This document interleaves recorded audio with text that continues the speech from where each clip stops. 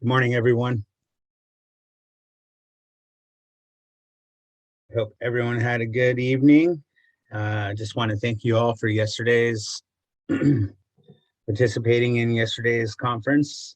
Went really well. We had a lot of participants. I'm sure as the morning goes on, we'll have more people filing in. So with that, I just wanted to give everyone a welcome. Kind of go over the first part of the agenda. As you'll see, Helen will be presenting with Sitka Tribe on her Brownfield program. With that, after that, Diana Waller and Vanessa Sims with the EPA Environmental Justice Program will be presenting on their EJ grant opportunities. Heidi Rader with UAF and Gunalchéesh will be talking about their food program, and we'll have a short break.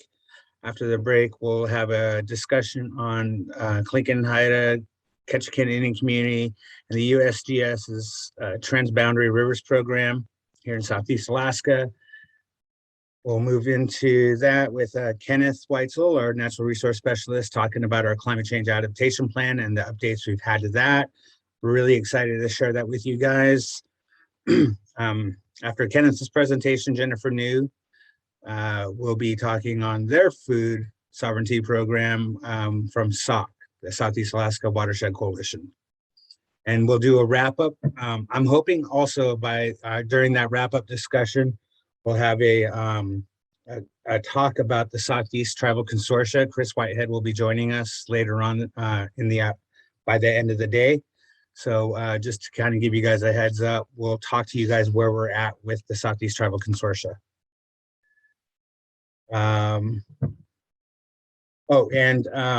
Also we have Daryl Brown at Clinton and Háw'aa, who's our veteran specialist. He has an announcement to make as well. So we'll be ready for that. And after we're done talking about those, please, it gives everyone an opportunity in the conference to announce anything that they may have to say or whatever announcements you guys may have. We'll go ahead and start in a few minutes. We'll give a chance for more people to kind of file in.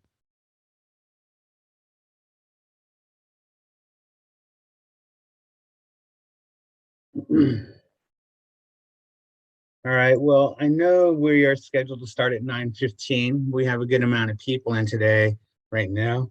And with that, Helen, whenever you're ready, we can go ahead and get started. Be happy to share your screen or have one of our computer specialists here handle it.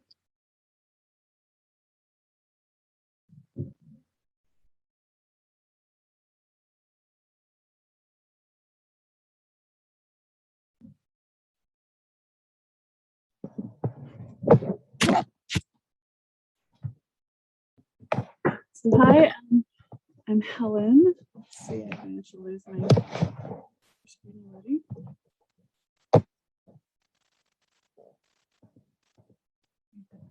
So yeah, I'll be talking about Sitka Tribe of Alaska's Brownfields program. We also go by STA. So I'm going to try to share my screen here and see how that works. Okay.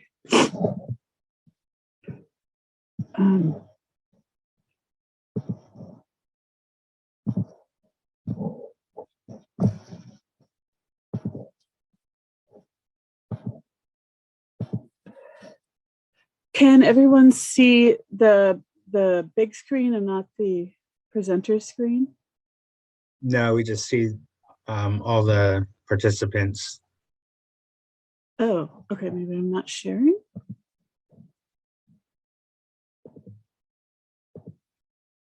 Oh, there we are. How about that? What can you see? Brownfield success stories. Is it the big screen then? It's the outline view. Oh, okay.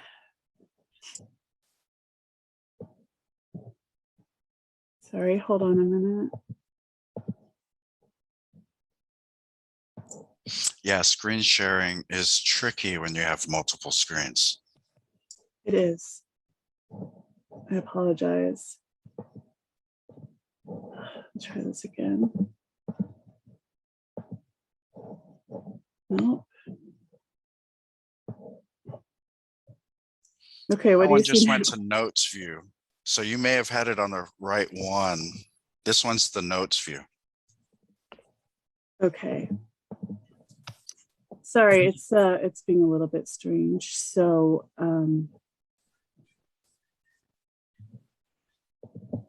I think you just have to put it in presenter view. yeah, it is in presenter view. There's some way to do this.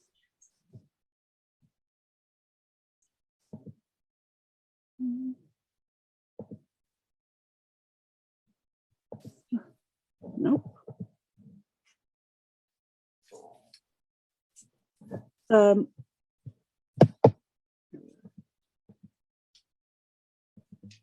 about this? Can you see that? In big Yes. screen. Okay. And it's full screen. Perfect. Yay. Okay, so yeah, so I'm just going to talk about some of Brownfield success stories for Sitka Tribe. I'm the natural resource specialist at Sitka Tribe, and I coordinate the Brownfields Tribal Response Program. So, and this is where Sitka is at. In case you didn't know, I actually made this for a different presentation, but just thought I'd keep most of it. So this is our traditional territory.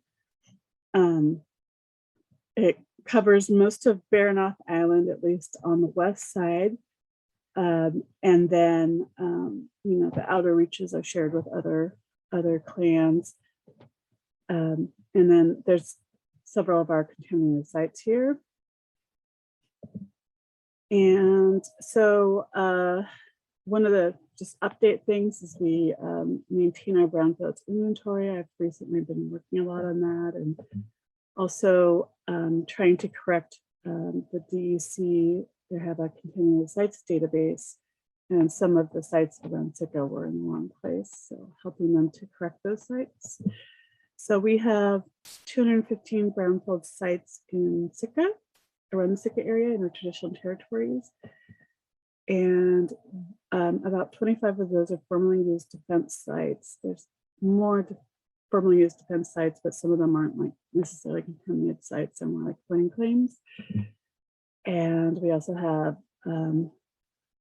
in the contaminated sites, there's 34 underground storage tanks, and 63 sites that have pollution discharge permits. So those are, we have them in our database because they're like potential future brownfields, and actually quite a number of pollution discharge permits have ECHO violations, and ECHO is an EPA database that lists any, like, if any of those pollution discharge permits have had something that they haven't reported on, or they haven't monitored, or they've had excessive discharge, then it's there. And then we have around 23 sites that still need some form of remediation in Sitka Tribe's view. And we maintain our database as, you know, the tribe gets to determine what goes in our database. So, you know, there's sites that are of the tribe's concern. So we also have sites that aren't necessarily in the Alaska Department of Environmental Conservation's contaminated sites database. There's and some that they have been cleaned up, like the Alaska Pulp Corporation out in Sawmill Cove. You know, we still have concerns about that, even though they're like, oh, it's closed institutional controls, but there's still pollution there. There's still dioxins that are still in situation. So we track some of those sites. And one of our main focuses the last several years is Sargon Bay and estuary. So if any of the CTOR partners that have come over for training, you might have gone out here to Stargavin to practice digging for clams and doing like the shellfish biomass surveys. So Stargavin means old harbor in Russian, but we could call it Gajahin. I'm not sure what Gaja means, but Hin is definitely river. So, and then it is this area that local people frequently harvest at, both, Native people and a lot of Filipino or Asian people, and just everyone in the community goes out there to dig for clams and cockles, etc. And there's been increased use with our biotoxin monitoring. People feel more secure in going out there when they know that the levels are low for biotoxins. So back in 2002, when they were building a ferry terminal, no, they weren't building it. They were going to expand it. They did testing around the ferry terminal and found elevated levels of arsenic, copper, lead, zinc. TBT is tributan. PAWs are polyaromatic hydrocarbons, and they're petroleum products. And PCBs, polychlorinated bisphenols, which are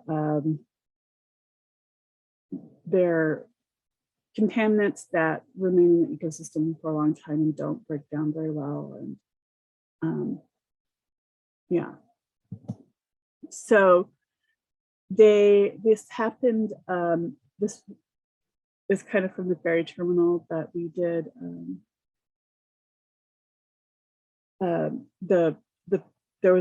This is the site of a boatyard and the trap and skeet range, so a shooting range that goes out over the waters. And the boatyard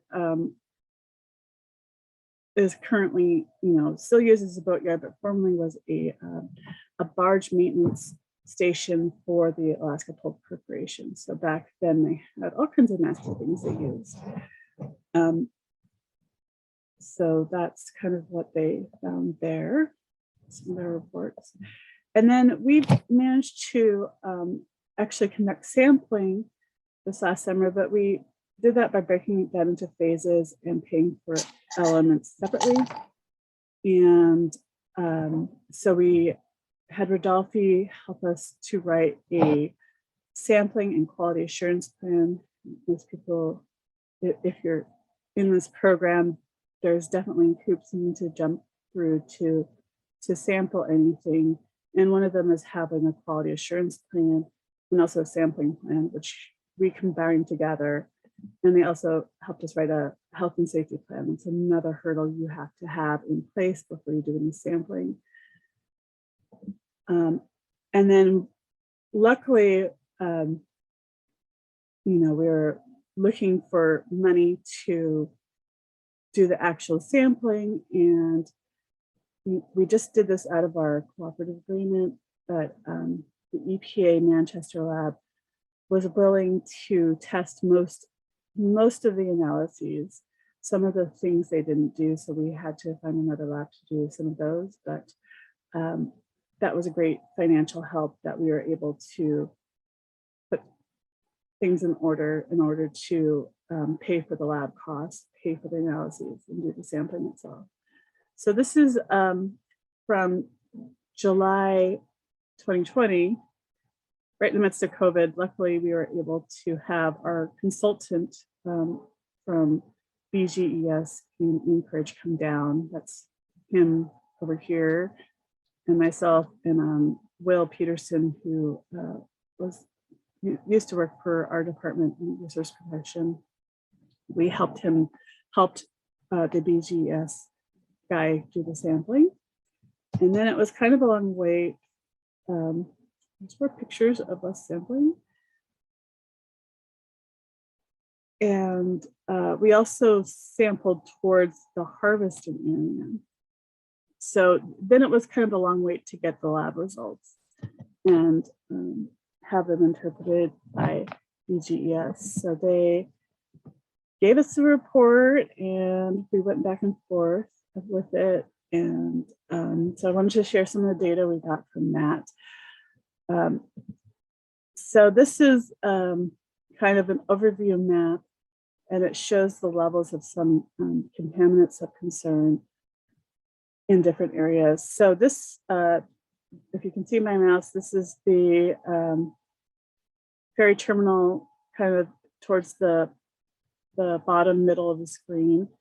And next to it is the Boatyard, which is owned by Landmine, and the Sitka Sportsman's, which has the trap and skeet range. And then over here, there's our clam harvesting area. That's kind of general. It probably extends further north. So, and then we also found some elevated levels of contamination in clam harvesting area, but I'll go over that more in a minute. So first is lead, and the lead was concentrated around these two stations, STA-1 and STA-02, are from in front of the Sportsman's Association right down here, which makes sense because that's where the lead concentrations were mostly before. It's they used lead shot for their trap and skeet, and trap and skeet is when they shoot up the clay pigeons and someone's supposed to shoot them down, which they do over the tidelands right there over the water. And the clay pigeons themselves, the clay also may contain lead. So we were kind of hoping to see, and I didn't get the data from before, see that maybe the contaminants came down. And for lead, I think they might have reduced somewhat, but not that much, because the levels for near the trap and skeet range are still above the screening levels. And this is an alternative screening level, I think, probably based on Washington State, because for most of these, Alaska State does not have standards.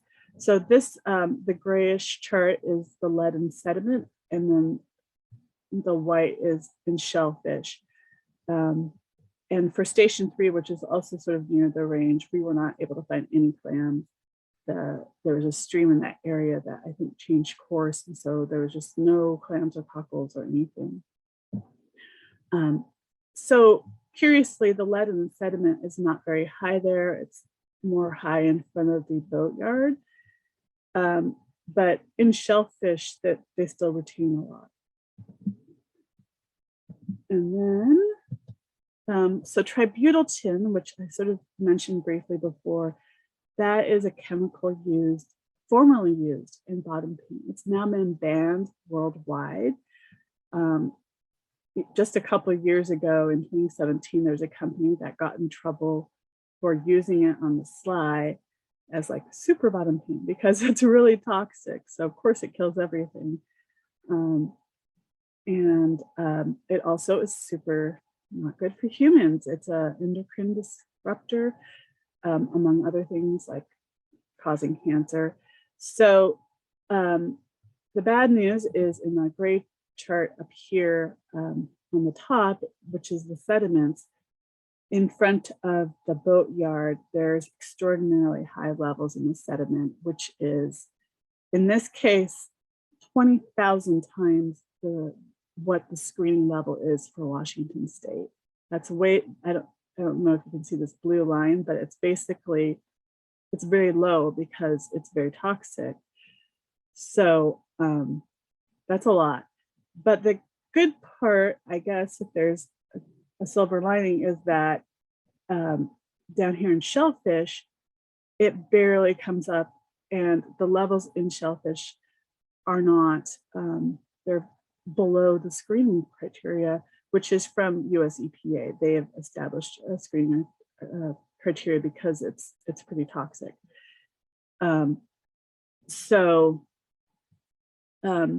It's kind of good that for whatever reason, the shellfish aren't picking it up and retaining it. but it is still kind of an environmental concern that it is so high. And then this next one is for zinc, which is another component in bottom anti-fouling paint for boats. So again, there's some high levels here, and this is actually just for the sediment. I didn't include a chart for shellfish because basically it was the same. It's very low. It's not actually the shellfish, the clams and cockles aren't picking it up. They're for whatever reason they don't. So their levels are near zero or undetectable. It was a non-detect in the lab. So there's that. And I guess I did want to mention something about tributan is that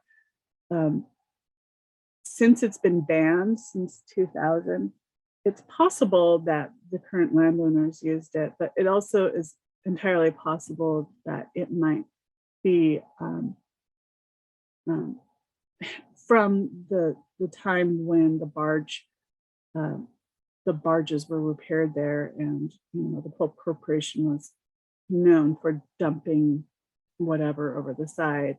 So the PCBs found around that area were most also likely from the time the pulp mill was operating and dumping whatever they felt like into the water, because that's kind of how they handled things back in the 50s and 60s.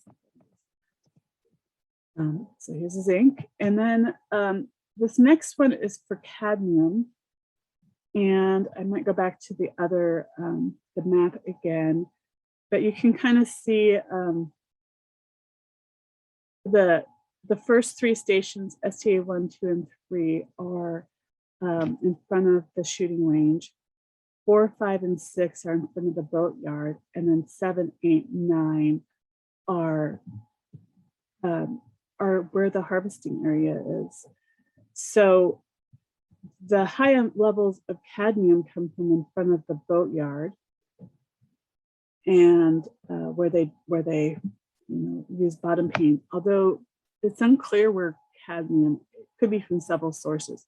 But what's surprising is that there's high levels over the screening level in the harvesting area. So I'll just go back to that map.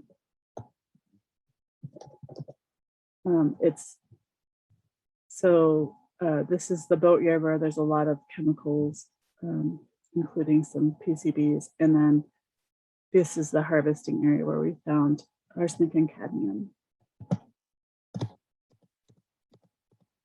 And then arsenic is the last one. I think a lot of people know that arsenic is kind of a scary contaminant. It's really not good for you.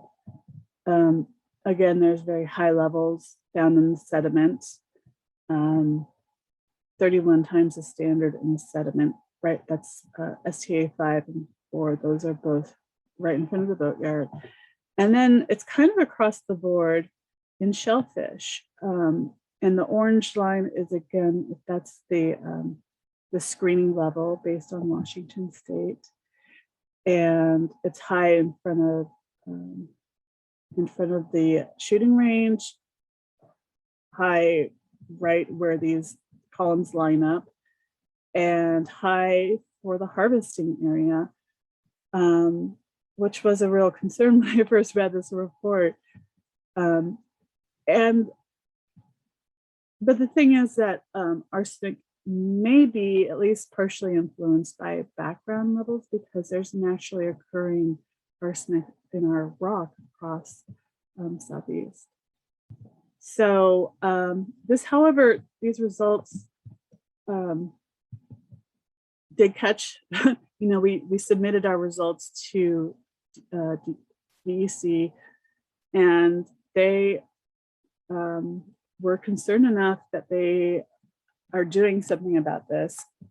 They sent letters to the responsible parties, and they called a meeting, an interagency meeting with several people from DEC, with a representative from Fish and Game, and with Stacy Cooper and I'm forgetting her other name, but the people from the Public Health and Environmental Program with Department of Health and Social Services.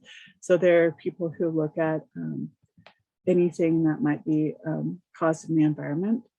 And we all just kind of discussed the results and what might happen after that. And Stacy Cooper has been really helpful. So what they decided was that the Public Health Program will be issuing a letter of health concern, which is like a formal step to the public stating what health risks there might be, and mostly from the arsenic, maybe from the cadmium. But, well, what in closer consultation with public health, when we asked them about, you know, these levels being of concern to shellfish harvesters, they kind of stated, well, she stated that it is something, they also have to run these through a model. And so we did, and the model is kind of, it's pretty conservative. So it's basically if someone is eating shellfish every single day for their whole life. So basically what public health said was that the levels aren't enough for acute poisoning. If you ate a lifetime of these every day, there's chronic issues. So there still might be some concerns chronically, but you know, you have to eat just a ton of shellfish for it to be a problem, it sounds like, even though those levels are pretty high and they are a concern. So part of when we talked about the meeting, DEC felt that considering the range, that the harvesting area, the levels in those areas probably didn't originate from that boatyard. And so they're not really investigating the harvesting area. So my thought, in order to further investigate this, because we just took shellfish samples from the harvesting area, and it was very just like one sample each place. We don't have enough, you know, it's basically just like really initial testing that we would need to do more for it to be legitimate. So we've listed it as on our Brownfields inventory as a separate site. So it's not listed in the DEC Contaminated Sites database, but we're going to, that way we can investigate it further with EPA by seeking eligibility for that site, etc. And then we're also conducting outreach and education. So this is part of that, just to kind of let people know about the results. And I'm going to be talking about it. I'm actually having another presentation tonight for the public in Sitka to kind of tell them about what we're doing with the Brownfields program and what happened with what's happening with Sargon. So that's that site, and I'm gonna check my time. So other things that we've worked on, you've probably heard about before if you've heard my presentations, is that we've also been looking at Clegg Bay, the Chichikov mine, which is abandoned in Clegg Bay, being cleaned up, and it operated from 1905 to till World War II full time. It was quite a big settlement, apparently bigger than Sitka at one time. They had basically a little city there, and they mined for gold, silver, gold and silver and other things, but those are the primary ones. It was pretty fruitful. And then they kept on doing small amounts of processing and then investigating to see if they could reopen it into the 80s, but never quite opened it again as it was. So it's located near Clegg Bay, although it doesn't have any settlements right now. It's a site of a former Tlingit village and a large sockeye stream that people still go there to harvest sockeye. And so it's a concern for us.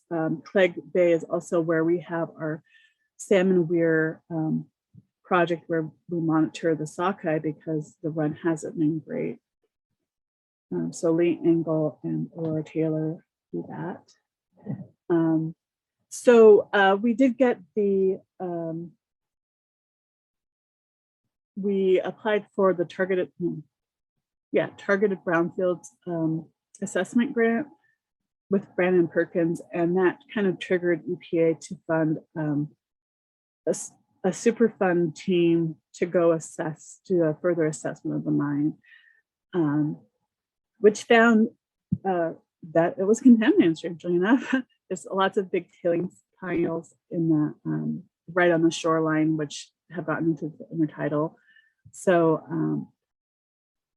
the owners, the current mine owners, are descendants of the original mine owners, and they offered the land to the Forest Service when they got word that this report was coming out and there's still lots of contamination. I think they wanted to, they had to pay for, as a responsible party, they had to pay for the full investigation. So that emptied their coffers, they say. And I guess all that gold money is long gone, as their descendants. And the Forest Service would actually like this land back because the surrounding area, all of Clegg Bay and Chichikov, is the Chichikov-Ducody wilderness area. And the Forest Service would like that in holding there to be wilderness, but they can't accept it until it's cleaned up.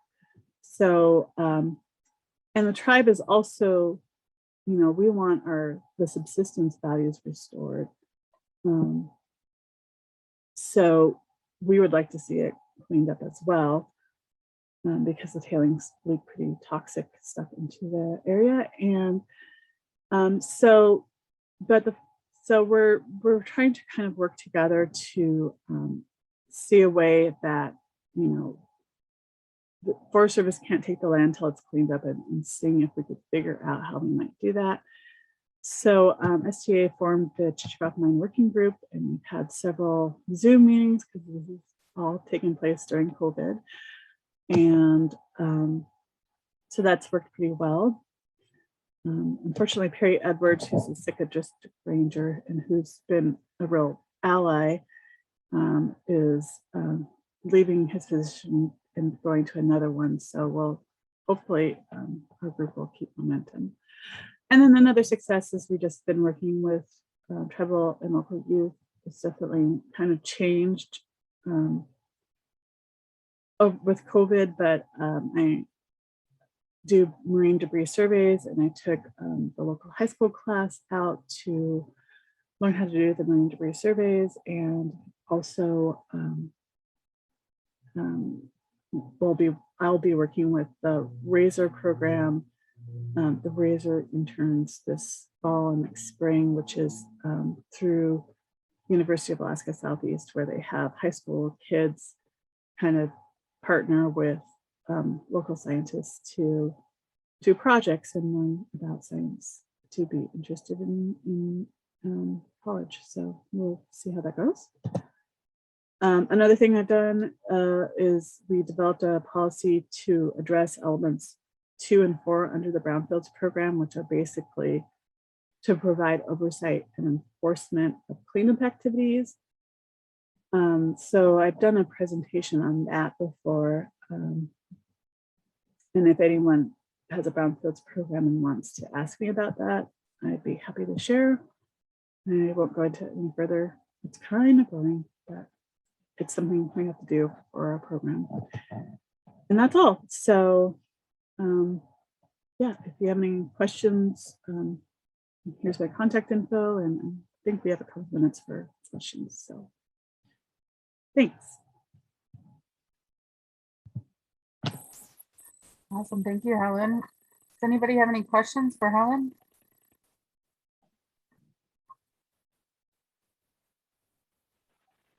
This is Tony. If no one else has a question, did you give me in a nutshell how you go from like a tribe not having a Brownfields program, the steps you would take, and about a timeline to actually implement those steps? Yeah. Are you interested in sampling, or is that different? eventually, to get to a state where you are, it took several years. I'm sure it didn't happen overnight, but Yeah. it's like the getting started seems to be a little bit more difficult than anything. Just kind of, and I don't think it's really hard, but I still think it's kind of confusing. So just in a nutshell, could you give me a summary of resources or how you would go about as a tribe starting from zero and Right. not knowing kind of the level of brownfields in the community to moving forward? And I guess that's all my general question. Yeah, so it is a program, Section 128A funding for brownfields. So it's not a grant, but it is a cooperative agreement. And what you have to do is apply for the grant, which will be coming up in several months. So there's an application that you have to write, this grant application and provide some other information. But if you're interested, you would need to contact Madison Sanders Curry is the current lead for the EPA. She's also my project officer. So there's a bunch of funding. Well, there's not a bunch of funding. There's a number set aside for all of the tribes in Alaska, which as far as I know has been flatlined for several years. But you would need to contact her, and if you want, you can. It looks like someone put a link to the grant in there. So I would contact Madison, but also go look at that grant and you can apply for it. And it's a pretty, I don't know, kind of intensive grant process. At least once you're in there, you have to kind of like write a new work plan every year. And there's certain, you have to address the elements and several different things, but it's different when you first start. And I know we're all going to be working on that for the next couple months. And it's due in December, I believe is when it is. But you have to, well, the first part's due in December, and then they, you have to communicate with the project officer or Madison to let her know what you're kind of going through, and then they look at it and they get back to you, and you have to revise it, and then you have to finally submit the application. And but yeah, so that's part of it. And so I'm gonna look at the chat, and then after that, you can eventually get to other parts of the program. But it is pretty heavily, they want to see other things in the program, that you're doing a public record of any actions on brownfields in the previous and coming year, and there's lots of public outreach and networking and stuff. So sampling is only going to be like part of your program. So, yeah. And I'm just gonna, I hope that answers your question, Tony. We have 2 questions in the chat, and it looks like Jessie just put her hand up too. Yeah, Jessie worked with me previously. Okay, so it looks like, is it Carol's the first question in the chat, and she's asking marine debris surveys work. So Carol and anyone else, I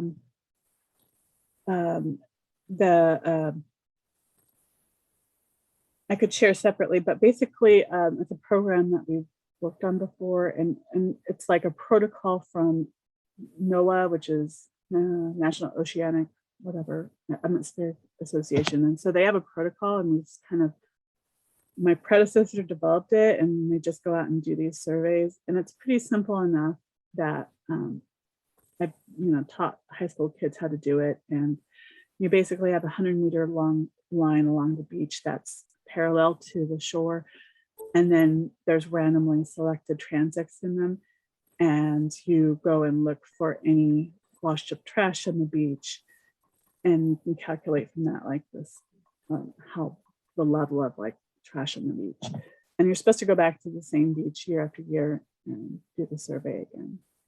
So yeah,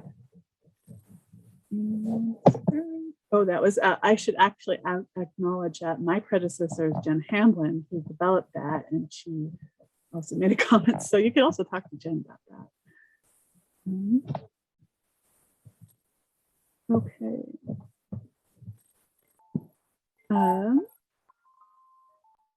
Great, Jen.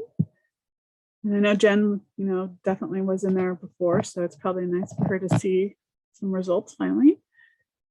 And okay, Gretchen Augat, it looks like, are the tributan sediment results in STA 4 and 5 in milligrams per kilogram units in the same? Yes, they are. They're in the same. Okay, thanks. It just seems quite a bit higher. I thought maybe there was an issue with that. It's just because the screening levels are pretty darn low because of the risk. Very true. Yeah. Okay, thank you. And then Jesse, Hi, looks like Helen. this is our last question. Hey. Yes. I honestly will probably just give you a call because I have a lot of questions for you. But kind of you might have mentioned this. I was driving during the beginning of your presentation. So I might have missed this part. But going off of kind of what Tony asked, is the funding that you used to kind of get your Brownfield program started what you used for the Stargavin and the Boatyard testing, or what funding did you use for that? Yeah, we did use from our Brownfields grant by breaking it down into small pieces and getting Great. Okay. But most of the sampling done through the program, they really encourage you to, once you have the Brownfields program, to apply for other things. It's just that the other funding, like a GBAC, which is from DEC, where they get Brownfields money and that they distribute it to in Alaska, that there's other hoops you have to jump through. So there are other grants for doing assessment, testing, sampling, and cleanup. It's just that there's definitely more hoops. That makes sense. Another question kind of added to that.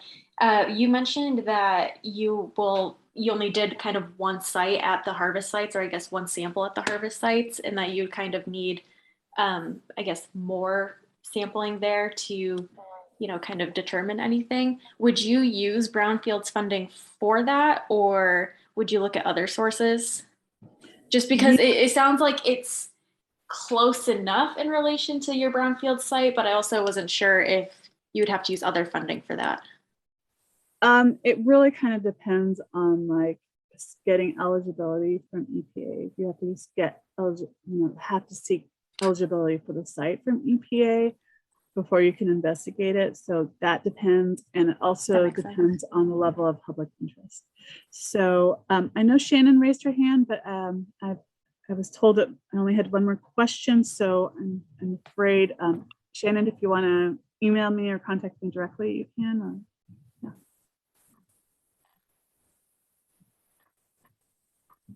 So I'll hand it back to Lindsay or Ray. Thank you, Helen. That was a great presentation. Great questions too, guys. Next up, we have Diana Waller from the EPA. Diana and Vanessa, are you ready? Hi, Yep. yes, I'm ready. Hi. This is Vanessa here. Take it away, ladies. Okay. Thanks, Lindsay. Like that awkward pause. Hi, so Diana. I'm with, we are with EPA. So that's Brownfield, with like what Helen had mentioned, but we're with the Environmental Justice Office. And I just wanted to introduce Vanessa, but also Lindsay and team. I am the product officer with them on their expos about emergency response. So they had a collaborative problem solving grant in 2020. And Vanessa will talk more about that. And so for this audience, my gig with them doesn't really matter to you all, but what Vanessa will discuss on the grant hopefully will be good information for you all, because Lindsay had asked if I could speak, and I was like, oh no, we have Vanessa now, and she's our grants person. or one of them, I should say, for OEJ EPA. And so she's got a little bit of information for you all, actually about Alaska and the different kinds of projects there, including Lindsay's and team's projects. So I will let Vanessa go ahead. Thanks, Anna, and thanks, Lindsay. I'll just start out by saying, I hope you don't hear any background noise. I have a little one who's learning how to bang on the floor. So hopefully we'll have a nice, quiet conversation here. But as Diana said, my name is Vanessa Sims. I joined the Office of Environmental Justice on detail just a couple months ago. I've been working in grants for a while now. And now that I've joined the Office of Environmental Justice, I'm working specifically on EJ grants. So I'm here to talk to you about our EJ grants program. And thank you, Helen, for your presentation. It was a great segue into talking about funding opportunities for environmental justice issues and concerns. So I'm going to focus on the 3 environmental justice programs that are offered through the Office of Environmental Justice. So we currently offer 3 programs. We have the EJ Small Grants Program, the EJ Collaborative Problem Solving Program, which we call CPS, and then the State Environmental Justice Collaborative Problem Solving Cooperative Agreement, which we call SEJCA. And although it's got state in the title, it is eligible, tribes are eligible to apply. So I'm just going to break down the 3 different programs, what the priorities are, what the focus is for the 3 of them, and then talk a little bit about some of the past recipients of grant funding from our EJ programs, so you can get an idea as to kind of the activities that you can fund for these programs. And I'll highlight our host who put this presentation on. And then I'll talk a little bit just about resources and those sorts of things in the grants process in general. So the EJ Small Grants, all 3 of these programs are competitive programs, and I'll talk more about that momentarily. But the first program, the EJ Small Grants, provides funding to participants for grants that support community-driven projects designed to engage, educate, and empower communities to better understand and address local environmental and public health issues. So community-driven projects are those that include activities where the community residents and representatives are integrally involved in the thinking behind and execution of those activities. So in this year, fiscal year 21, the small grants program are being awarded at the $75,000 level for 1-year projects, and we plan to fund about 100 grants nationwide. So that request for applications, or RFA, which I'll talk a little bit about later, went out earlier in the year. It closed in April or June rather, and then we're in the process of reviewing those applications for funding. So those are at the $75,000 level. The Environmental Justice Collaborative Problem Solving Grant Program is also competitive. It provides funding to support community-based organizations, or CBOs, in their efforts to collaborate with local stakeholder groups to develop community-driven solutions that address environmental and public health issues. So the focus with this program is making sure you have partnership with stakeholders that are community-based organizations, building that partnership. The long-term goals of this program are to build the capacity of communities with environmental justice concerns and to create self-sustaining community-based partnerships that will continue to improve the local environment in the future. So for this program, fiscal year 21, grants are being awarded at the $200,000 level for 2-year projects, and we plan to fund about 46 grants nationwide. So when we say nationwide, EPA breaks up states into specific regions. Alaska falls into region 10. So when we say nationwide across all 10 regions, we plan to fund 46 for EJCPX. The last grant program, SEJCA, the Cooperative Agreement, is a competitive grant program that provides funding to applicants for grants that support or create model activities that lead to measurable environmental or public health results in communities disproportionately burdened by environmental harms and risks.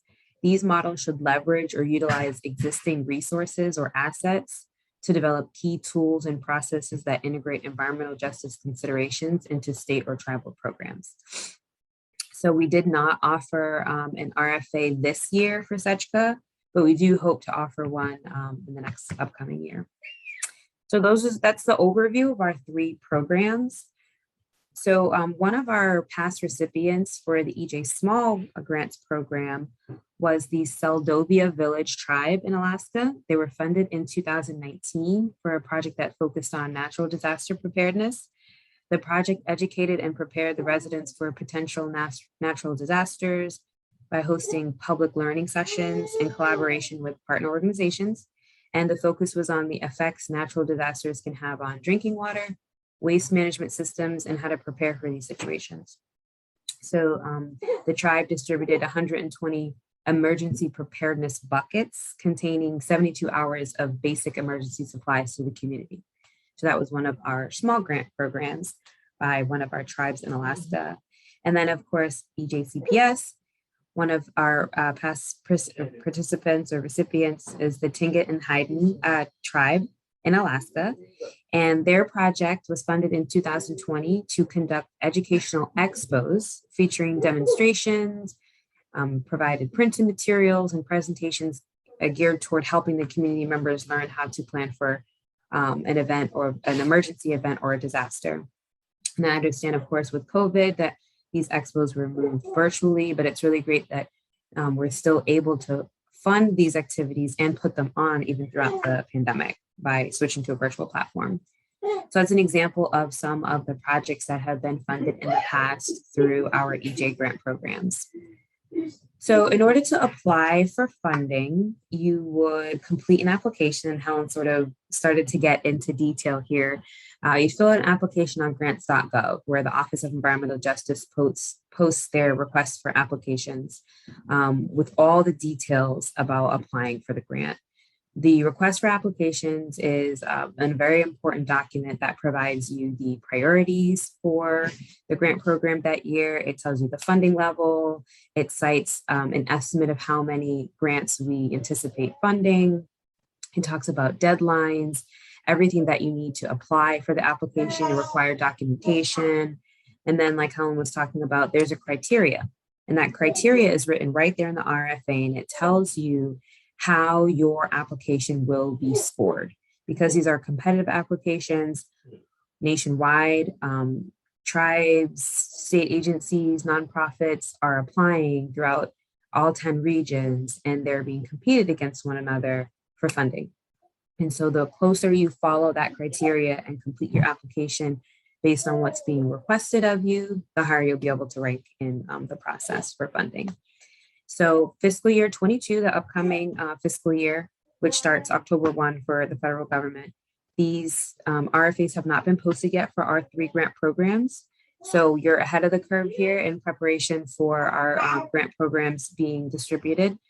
But you can learn more about the funding opportunities, things happening in the EJ space in our Office of Environmental Justice by signing up to our listserv.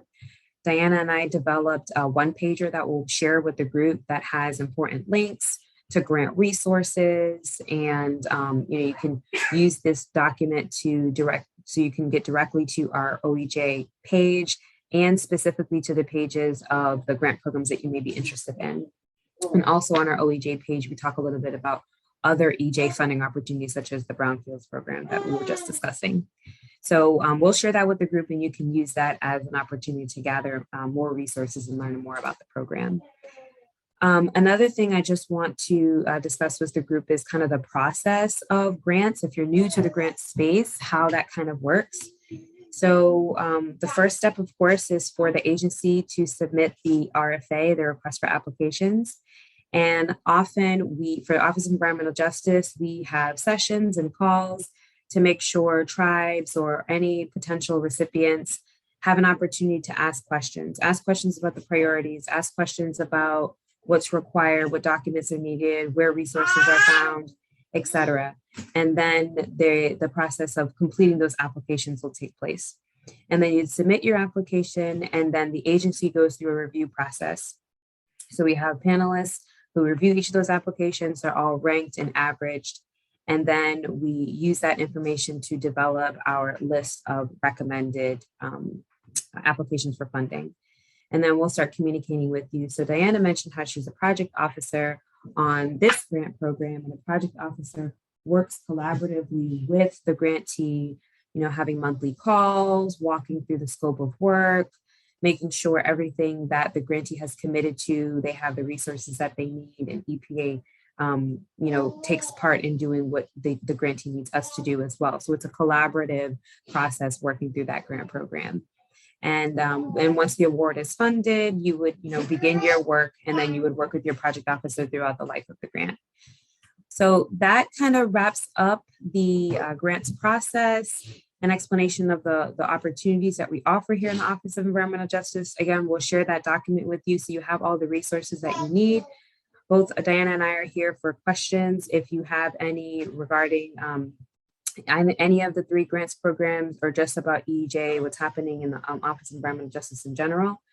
But with that, I will send it over to Diana, again, as the project officer on this grant, so she can talk a little bit more about the programmatic side of managing one of our EJ grants. Thank you so much, Lindsay, for being a new member. That's just been outstanding to have you and lay the groundwork down. I get it that grants in general, and federal government in general, we do a disservice to communities and to non-government people by making it harder than it is. So what we tried to do with the document that was attached is we're just talking about the EPA EJ grants, hyperlink a 1-pager that Lindsay had dropped in the chat that are related to what Vanessa had just discussed. And then there are a couple other opportunities, webinars that are actually for tribal members. And then also just community public calls with a slew of different kinds of discussions that happen on each webinar and each call. That has also been added to that resource guide. And so to go into a little bit, because I know we've got only about 10 minutes left, and I see already one question for Vanessa, but to talk a little bit about the project officer role, I want less to talk about that and more of how amazing these guys who also now have SEC virtual conference, but Tlingit and Haida, you all did a fantastic job with your virtual expo last summer. The virtual platform has been a little bit of a concern, given that their initial project was not supposed to be that way, it's supposed to be in person, but they rallied through and they got it all virtual. And the discussions that came out of that conference, that expo, were so qualitative. Honestly, I've worked in Puerto Rico and other areas with emergency response, and those kinds of discussions about how to preserve your water, how to, who do you talk to for communications if you have no network, which is oftentimes what happens, just firsthand experiences and narratives that came out of that expo. I thought you all did a fantastic job, I really do. And we do hope the second one is in person. I actually have not met these guys. I've been to Alaska, so I'm also secretly trying to go there. But they did a great job, and fingers crossed for it to be in person. And if not, we'll do an excellent job again. And I hope Lindsay's okay with it, if you had more questions or just wanting to understand better about the grants process, but also the actual grant and doing the work, I think Lindsay's actually the person to talk to on that, since they're the ones that actually do the work. EPA just looks like we do the work when you guys actually do the work. So I wanted to say thank you for having us. I understand that maybe this isn't the coolest subject to have, but unfortunately is the necessary to have about grants. And I hope that resource is at least a little bit, dumbs it down a little bit more. And if you can have her emails, I'm sure Lindsay can give that out, especially to Vanessa, actually knows about grants. And so I did want to stop there. We have about 7 minutes left. And Vanessa, you already have one question I saw, which is, will the first 2 grant programs be available again next year? So I'm guessing small grants in SEDGCA, small grants in CPS? And CPS, I think Okay. that's what, yeah, I think that's what the Okay. question was geared to. And I responded in the chat that yes, we do plan to offer all three of the programs next for the next fiscal year. If should that change, of course, that'd be communicated, through the listserv, but we do hope to get all three of those offered next year. So please be on the lookout. Did anybody, I saw that you responded via the chat, sorry. But did anybody else have any questions for either of us, but mostly for Vanessa?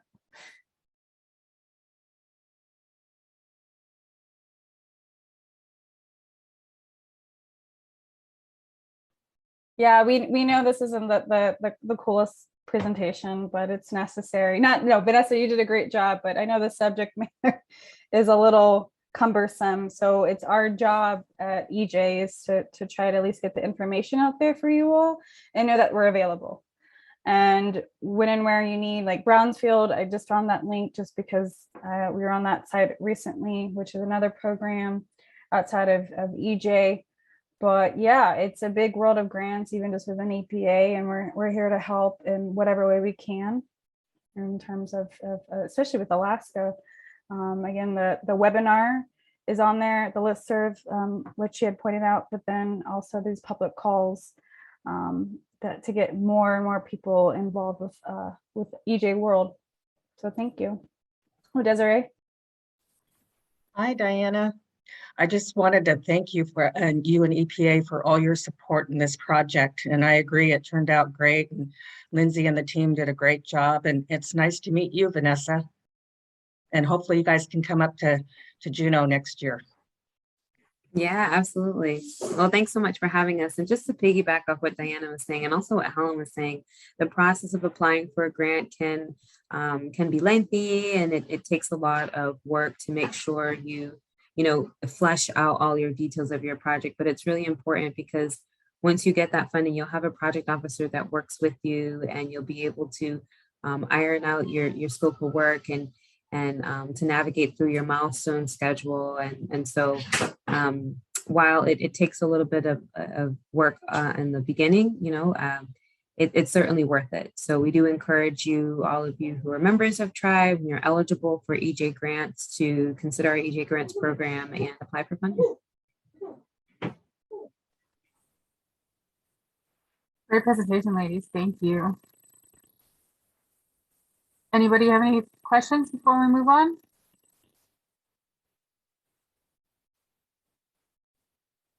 All right. Next up, we have Heidi Rader with UAF Cooperative Extension. Heidi, you ready? Hi. Yeah, I am. Hi, everybody. I'm Heidi Rader. I'm with Cooperative Extension Service. Thank you for having me today. I've been working with Lindsay and Ray and Marco a little bit on sharing what the Tribe's Extension program is. As Lindsay said, I'm an associate professor of extension, and I primarily serve the tribes in interior Alaska. We also call that the Tanana Chiefs Conference region, 37 tribes here, but also statewide. So I'm going to go ahead and share my screen. Yeah.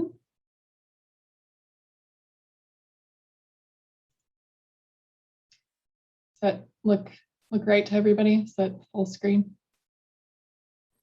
Yeah, we can see it. Great. So first, I'll just kind of get started with a land acknowledgement. As I said, I'm up here in Fairbanks, and just want to acknowledge that these are the traditional lands of the Dana people of the Lower Tanana River. So I'm right here on campus at this point. And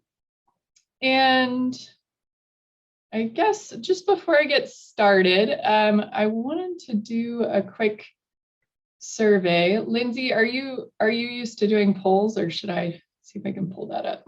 I was just curious who might be a gardener already, who might be a farmer, or who is more of a hunter-gatherer and does not tend to grow things. So Let me see if I can, I don't think I can do polls at this point, but if you just wanted to write in the chat or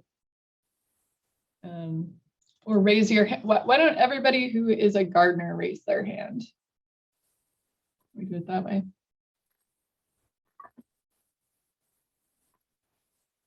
Oh, perfect. Yeah, so if you look at participants, you can see the numbers there. So looks like, they're kind of disappearing, but yeah, maybe 7 or so of the 43, 8. Okay. So if you want to put those hands down, next, who here would consider themselves a farmer?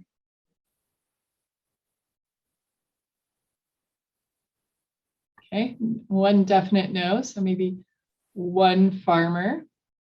Okay, if you want to go ahead and put your hands down, who would consider themselves a hunter, gatherer, fisher person?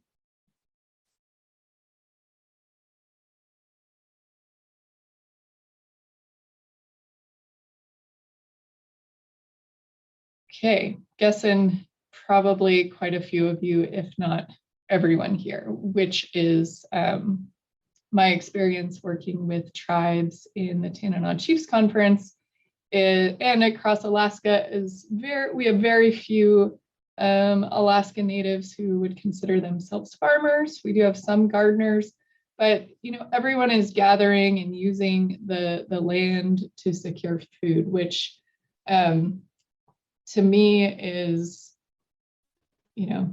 as important, if not more important, than getting food from a garden or farmer, but gardening and farming can support those activities. So that's kind of my approach to my work in education, is to use gardening as a complement to what you're already doing, which is gathering, fishing, and hunting for food from the land. And this is important. I know the presentation earlier was talking about grants, and I know a lot of the folks on here are probably applying for grants. And so US Department of Agriculture is one of the big funders of basically anything to do with food, but a lot of those grants are geared towards farming. And so kind of knowing how to emphasize that securing food from the land is just as valid and important for Alaska Natives is important for that. But anyways, I will get started on my presentation, which is back to the title slide here, is you want to grow more food, first make a plan. So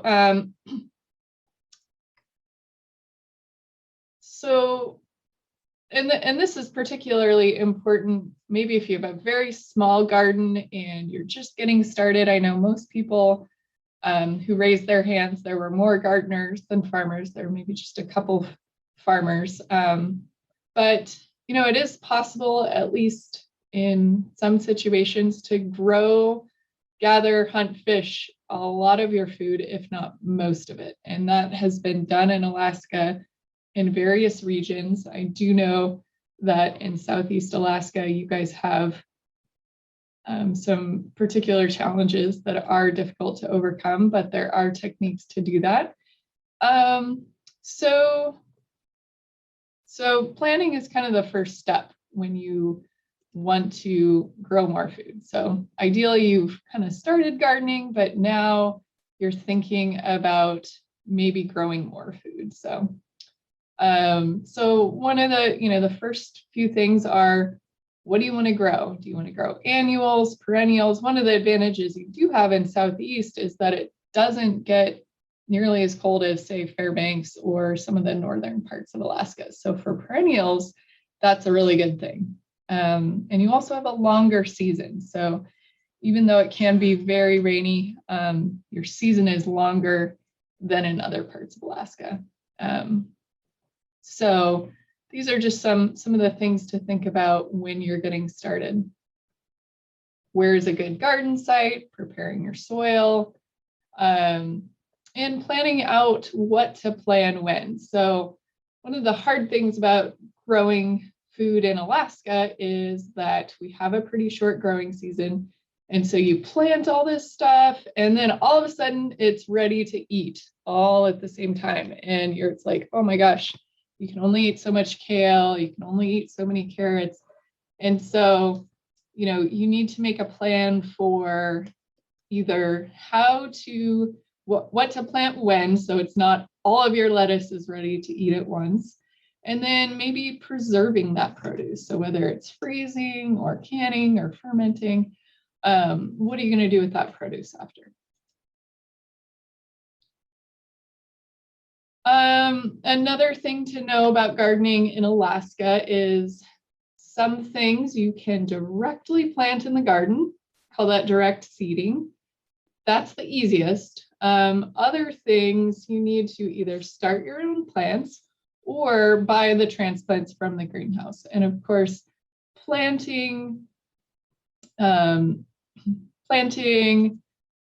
you know, healthy seeds can be challenging, and of course, buying them from the greenhouse can be expensive. So that's a little bit more involved when you do that. But if you don't do that, things like tomatoes or broccoli or, you know, even zucchini, longer season crops, they're just not going to mature in time in our short season. So, and I should say too, if you guys have any questions along the way, feel free to ask them in the chat or interrupt me, and hopefully Lindsay can let me know if somebody has a question along the way.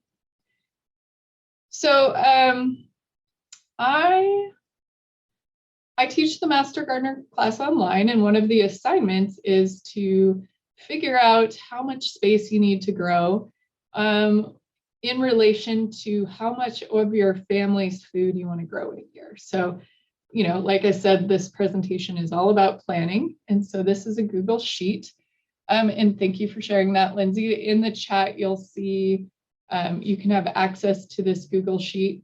What you'll need to do, if you're not familiar with Google Docs and Sheets, is you'll need to go up to File and then make a copy. And otherwise, I'll just write those instructions here.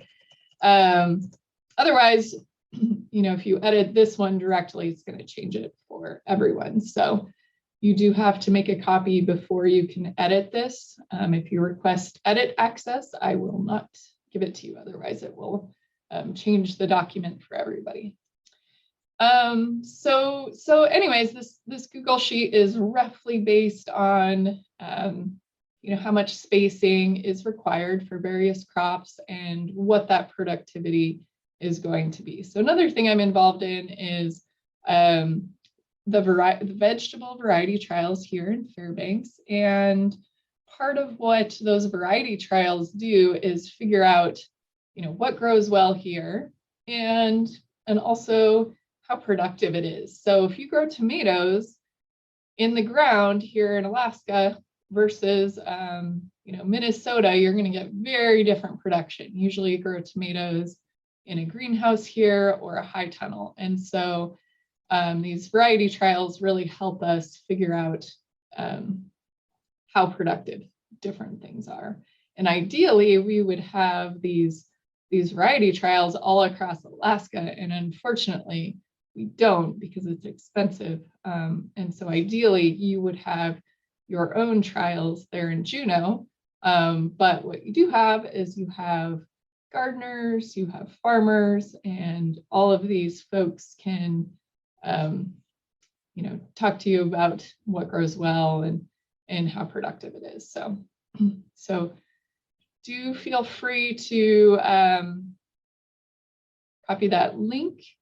And then Lindsay, if you also wanted to put in that blog post at some point, most of these links I put it in here are on my blog, which is It Grows in Alaska. And so feel free to copy them from the chat, or you can just go to that blog post and find the information. So on your Google Sheet, what you're going to do is first you're going to decide, what do we like to eat?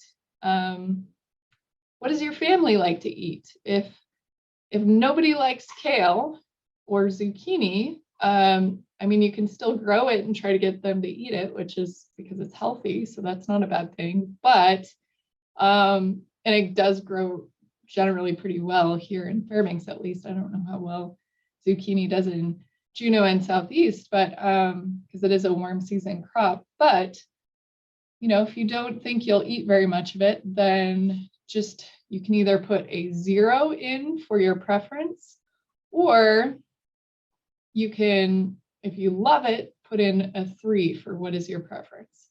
And actually, one of the first things you're going to need to do in the Google Sheet is say, how many people are in your family and how many people are you growing for? Maybe your kids eat a lot, so maybe you don't want to enter a half. You want to enter 1.5 for a teenager, maybe.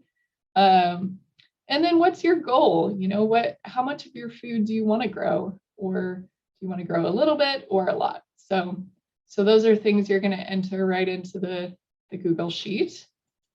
And you can find also more information about Terry Reichert. And actually, I'm not sure if I included the link for you there, Lindsay, but if you go back to the It Grows in Alaska blog, you're going to find an article about Terry Reichert, who, according to her, she approaches close to 100% of food that she grows, gathers, hunts, and fishes, which is pretty amazing. And part of that is that she's willing to eat vegetables for breakfast, which probably most of us maybe want cereal or oatmeal at least. And some of those grains can be grown, like barley here in Alaska, but can be pretty difficult to grow at home.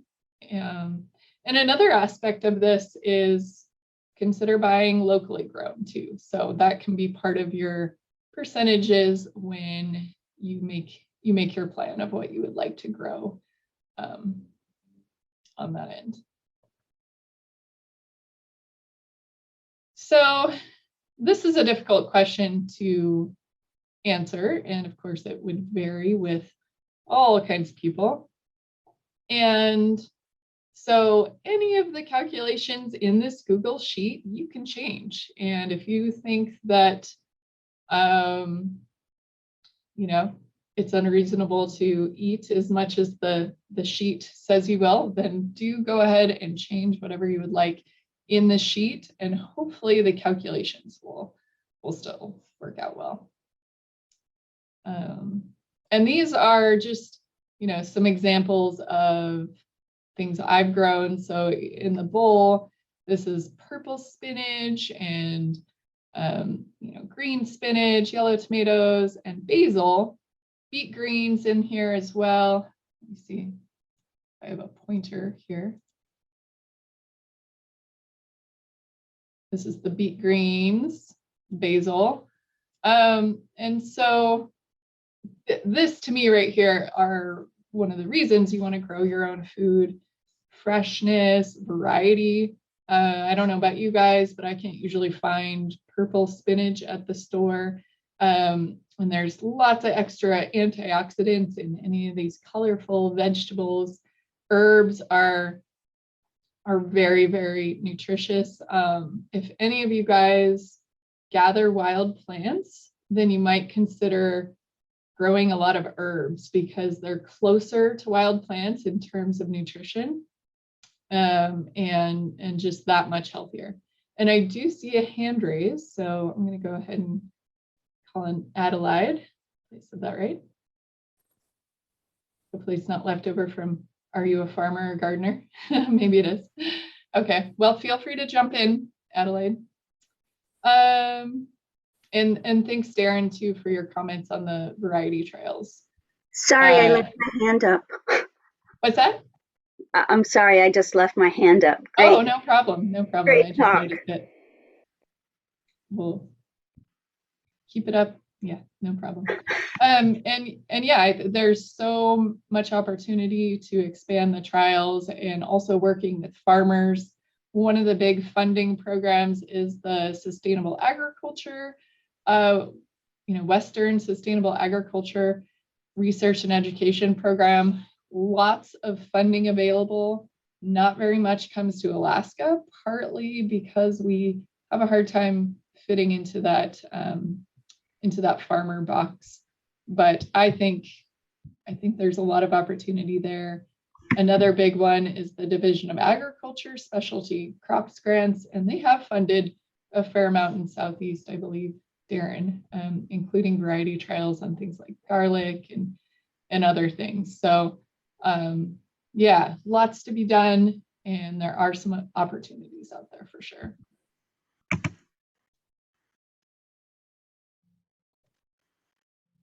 And one of the things too, I'm working with the Tlingit and Háw'aa and extension in Southeast is talking about the need for a tribes extension agent. So that's what I do.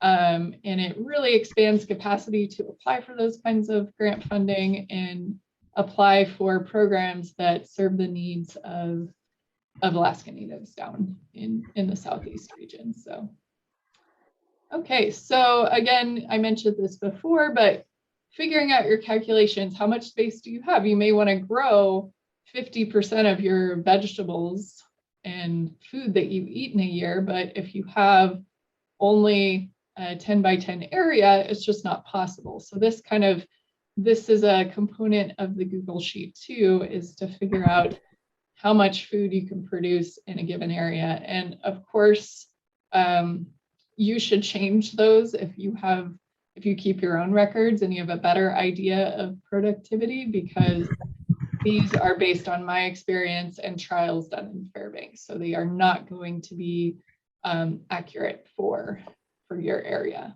but think of it as maybe a starting point or just a general idea. And when you calculate growing space, of course, you're not going to count the aisles. These are the aisles. And you're only going to count the beds. But this garden gives you a pretty good idea of a good way to lay out a garden.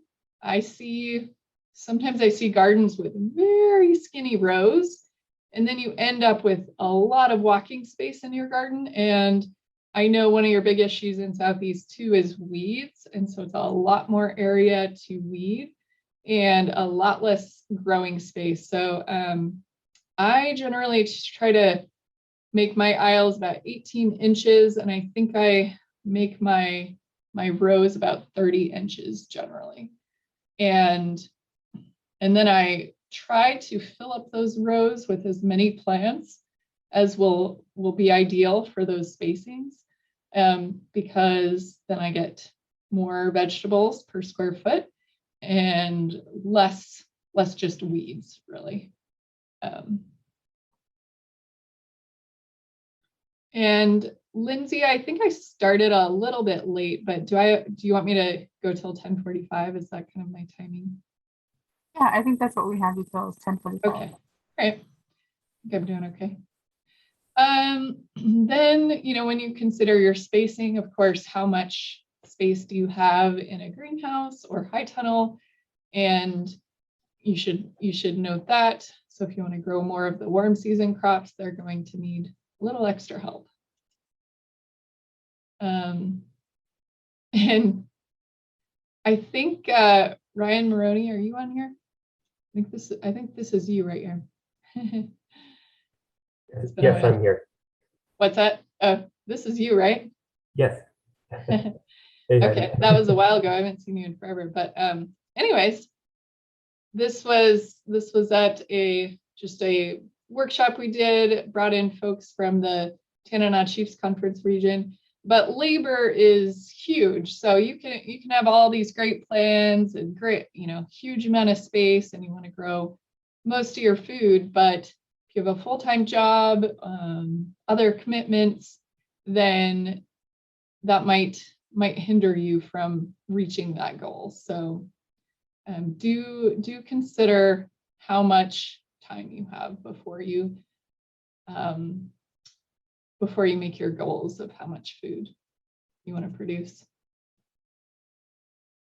And then I don't know about you guys, but September is always extremely busy for me. I'm out there trying to pick berries. I'm trying to clean up the garden. You know, it seems like half of my family has birthdays in September. It's just a crazy month. And then if you have a huge garden, you can't eat all your food, then you're going to end up preserving it, or you can share it. That would be an easy way to go too. And,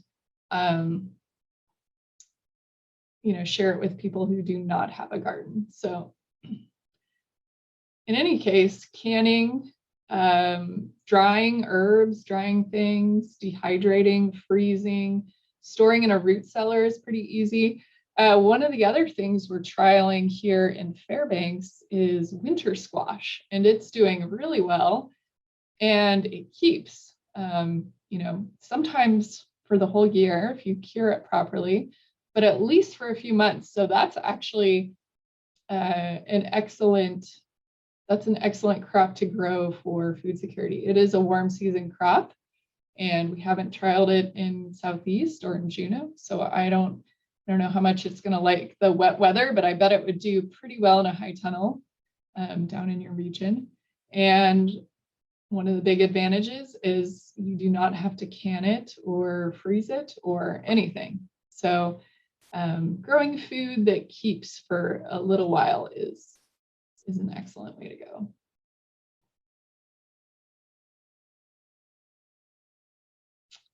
Okay, I mentioned this before. This is just what the calculation in the Google sheet is based on. So, you know, it's based on a row spacing of 30 inches and aisle spacing of 18 inches. So the nice thing about this spacing is you can actually reach into the rows really easily.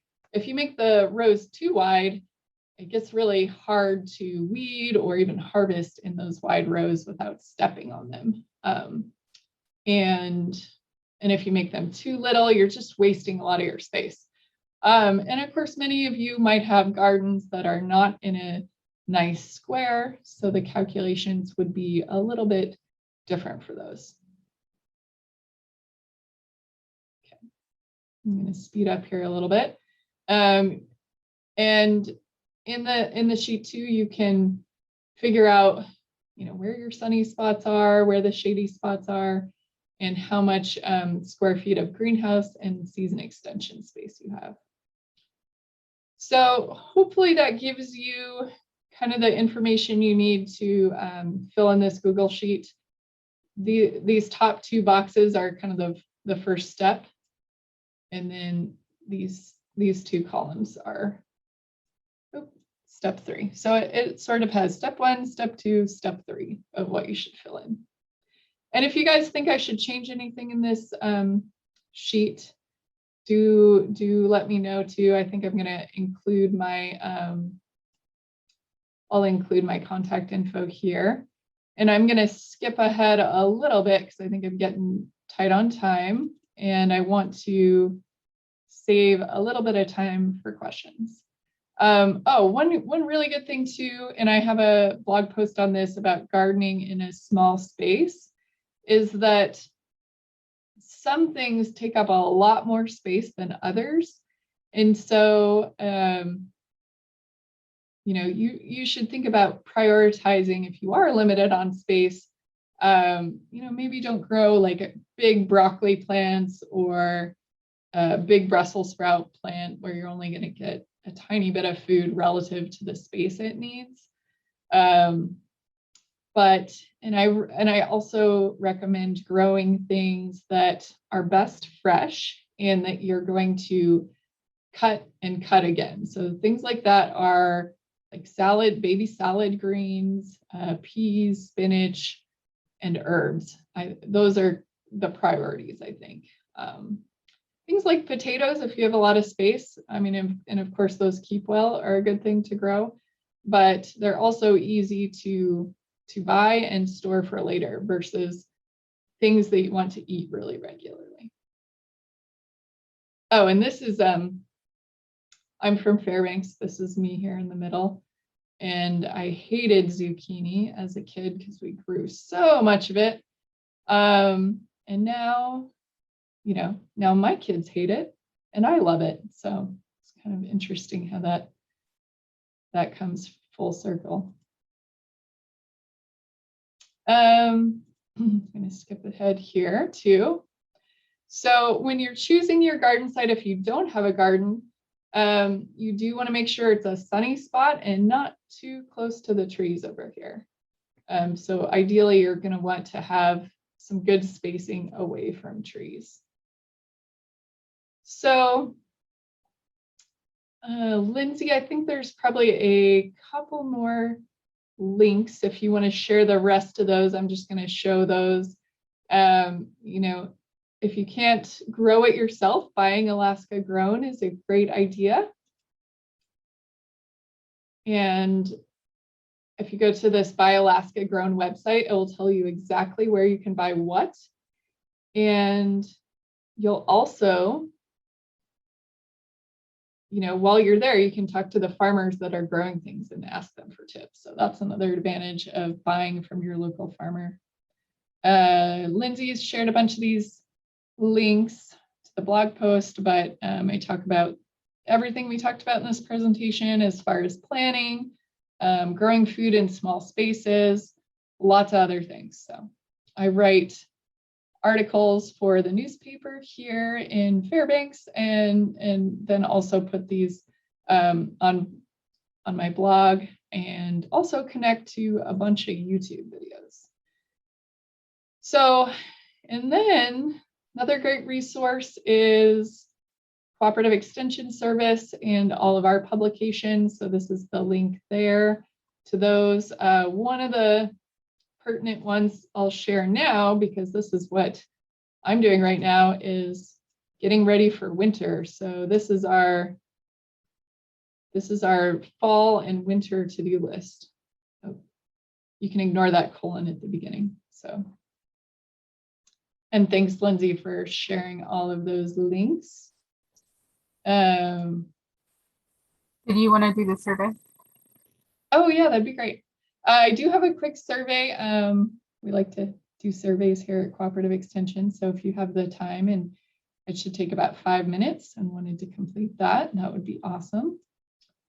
YouTube, teaching the Master Gardener online course right now to students all over Alaska. So I teach that every fall. And, you know, if you're new to gardening, this might be a great way to get a really good background in all things gardening.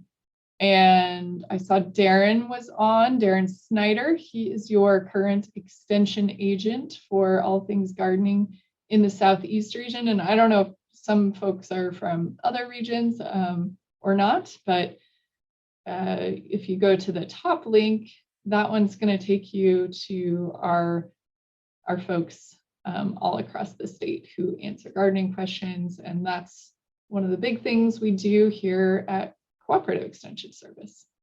And I'm going to go ahead and stop my share and open it up if anybody has any questions before I hand it over to the next presenter.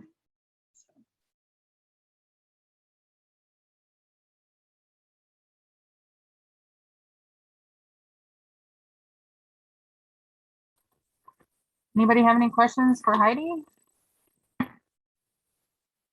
And this is recorded, so all those links will be on the recording in the Dropbox when you get that set up.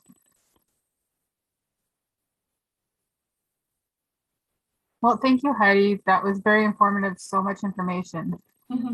Thanks. Thanks for having me. All right, so there's been a change in the agenda. We're going to add a brief presentation before we go to break. Desiree, you ready? Hi, Lindsay. Thank you. That was a great presentation, and maybe we can share a picture of our greenhouse at some time. that the Native Lands and Resources Department has in back of the Edward K. Thomas building. So I really appreciate that presentation, Heidi. Nice to see you. Thanks. I'm Desiree Duncan, the Native Lands Manager, and this is just going to be really brief. We're not on the agenda for this topic, but I wanted to introduce Daryl Brown, who is our Veterans Allotment Specialist. This is a new program within Tlingit and Haida that we are assisting veterans in processing veterans allotment applications, as well as assisting our veterans, Southeast veterans, in any of the benefits that they are entitled to. And so this was created in the beginning of the year. Daryl was hired on.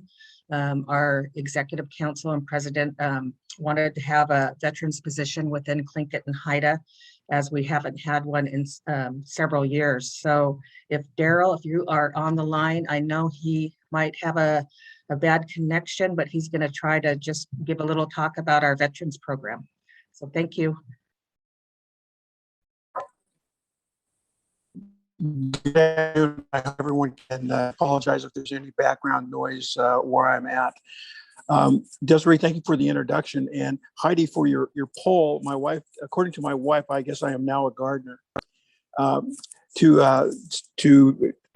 share a little bit about the program, the Alaska Native Vietnam era Veterans Land Allotment is a program to give our veterans from the Vietnam era from August 5th, 1964 to December 31st, 1971, the opportunity to apply for 160 acres of land designated through the Bureau of Land Management.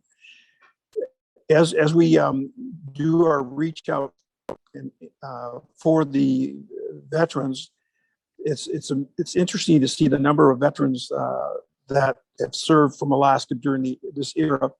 As a lot of you may know, Alaskans and especially Alaskan Natives have proudly served our country, and from the north from Yakutat down to the southern port of Metlakatla.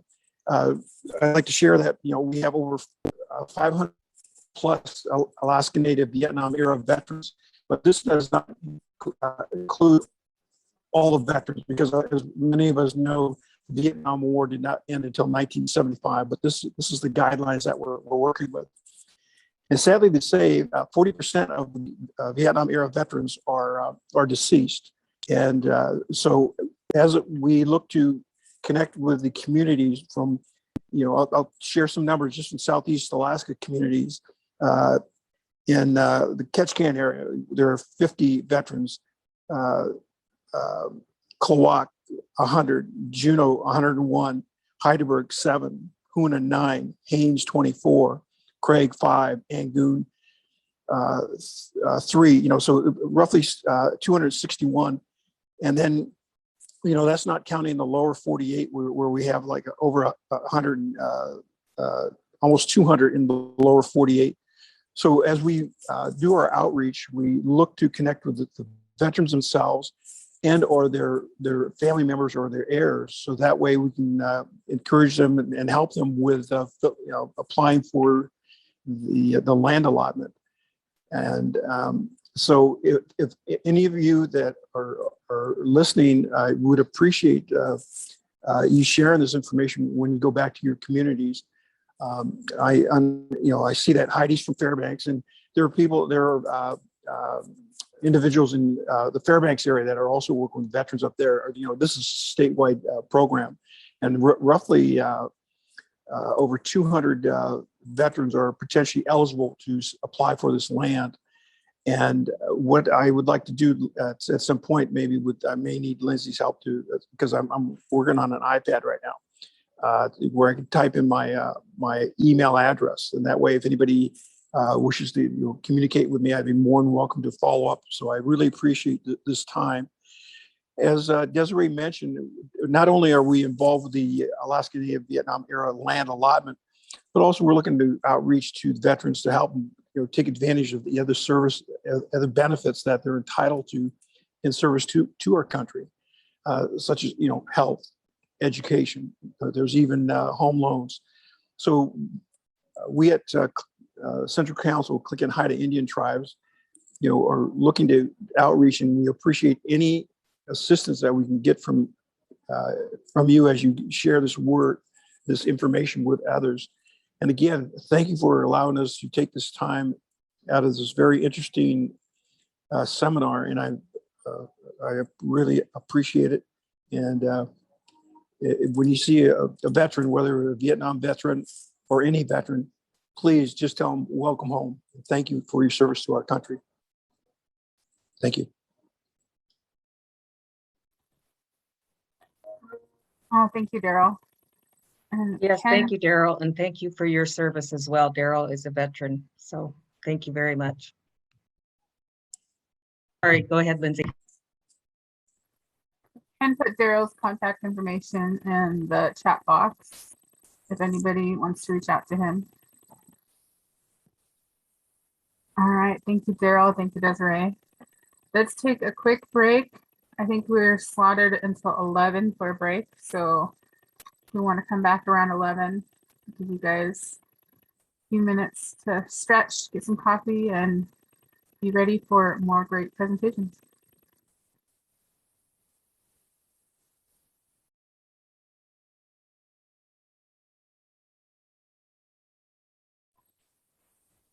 All right, is everybody back?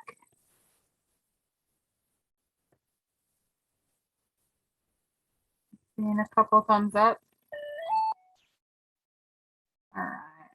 Next up, we have some transboundary river presentations from Jen Hamblin from the USGS, Tony Gallegos from Ketchikan Indian Community, and Ray Paddock from Click and Haida, and Desiree Duncan from Click and Haida as well. Ray and Desiree, you want to start it off? Yes, thank you, Lindsay. Yeah, I just wanted to start us off, and I wanted to welcome Ken Pratt, and he's with the Bureau of Indian Affairs, ANCSA Program Manager and Division of Environmental Cultural Resources Management, and also Keith Cleclen, who is with the BIA. He's the Natural Resource Director. And I really wanted to acknowledge them before we get started for helping us with our transboundary program. They started us off with funding in 2015 and have continually funded us throughout the years. So welcome. I'm glad you guys are here to see this presentation. And so I will now turn it over to Ray Paddock, our environmental coordinator, to do the PowerPoint presentation. Thank you. Gunalchéesh, thank you, Desiree. Thank you, Lindsay. And also thank you to the BIA, Keith and Ken. Greatly appreciate your guys' support in this program. It means a lot to us. I'd also like to thank Jennifer Hamblin with the USGS and Tony Gallegos from Ketchikan Indian Community and our other partners that I'll be mentioning throughout the presentation. So again, this is a presentation on our baseline water quality studies for Southeast Alaska transboundary rivers. No, there we go. Okay. Be highlighting some of the things that we'll be going through, the cultural backgrounds of the region, what are of concerns on water qualities and why, and the Central Council's baseline water quality studies, who, what, where for physical and chemical data collections, and what our next steps will be. So here's a traditional overview and map of the rivers of Tlingit, Ani, and Haida territory as well. As you guys can see, many of the rivers flow through our traditional countries, our traditional territories.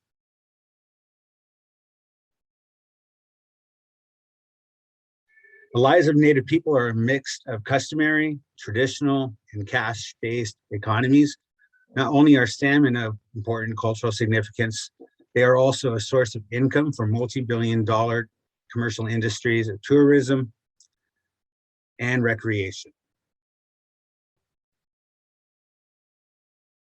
All the livelihoods depend on salmon-bearing rivers to be in pristine condition. Here are a few of the transboundary rivers that we'll be going through as we discuss in our water quality program. Picture of the Stikine, the Taku. Here's the Alsek, the Chilkat, and the Eunuch. And I'll talk about the Eunuch here in a little bit as well.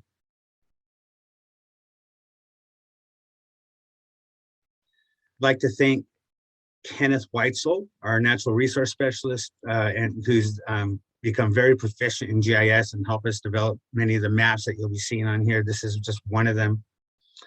As you see, this is called the sacred headwaters for our traditional people versus what the Golden Triangle is, as many of the mining companies that are developing on the border, on the other side of the border.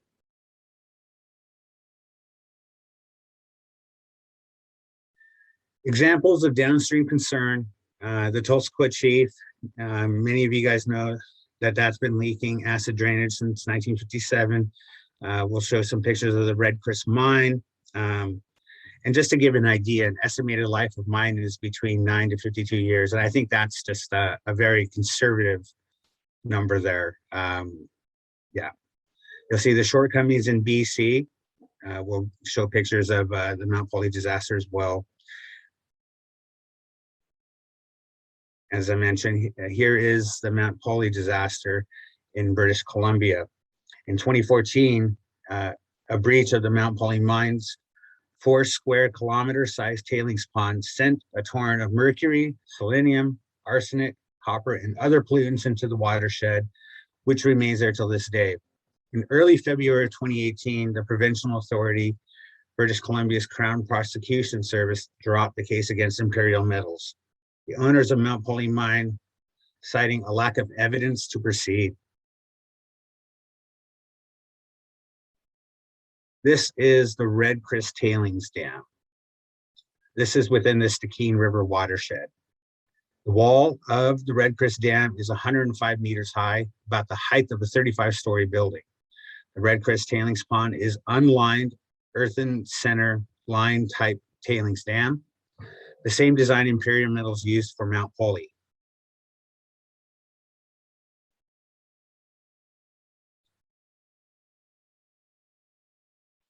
Since 2014, when the BIA was informed of the transboundary mining issues, Clinton and Ida has been striving, my apologies. Clinton and Ida has been striving for a defensible water quality study of all our major salmon producing rivers. In 2018, we began sampling on the Alsek River just outside of Yakutat, collaborating with the Yakutat Tlingit tribe. And today, I'll give you some numbers shortly of how many samples we have on each river that we have been sampling on. I'd also like to acknowledge Kai Environmental for actually assisting us in developing our transboundary project. Kai has been, Kathy Needham at Kai Environmental has been integral in helping us get essentially trained to be proficient on sampling at these rivers, which has allowed us to partner with the other tribes in Southeast Alaska as well.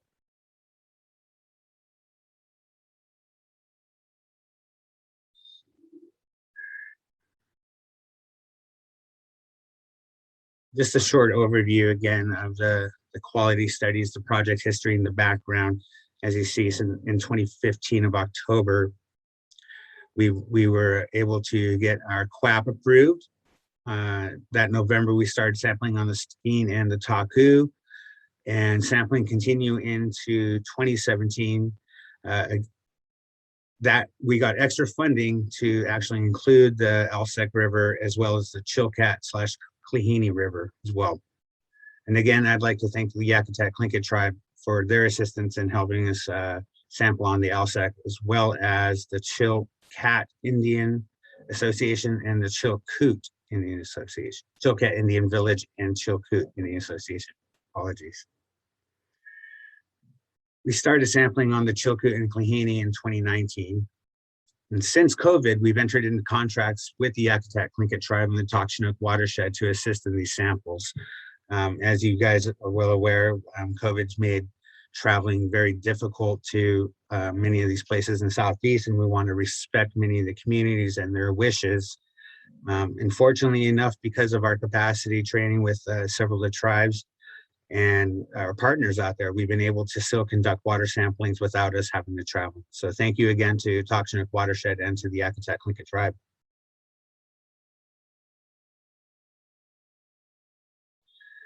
Here's a number of samples we have to date. As you see, 34 on the Stikine, 32 on the Taku, the Klehini and Chilkat, 23 and 21, and 17 on the Alsek. And as you guys can attest or understand, many of these are based, these samples are based on issues with traveling or high water levels. And getting to these places in Southeast isn't always the easiest thing. So that's why the sporadic numbers, as you'll see right there. As I'm going along, please feel free to ask questions, raise your hand, jump in. I'd also like to ask my team if they have anything to include as I'm going along. Please jump in and add anything if I've missed it. Yes. Come the next that on that list with sporadic numbers. Pardon me? Is that Tony?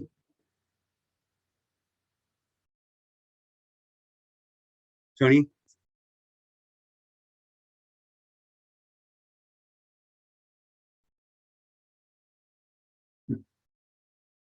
Feel free to enter in the chat too if you guys have internet connection issues.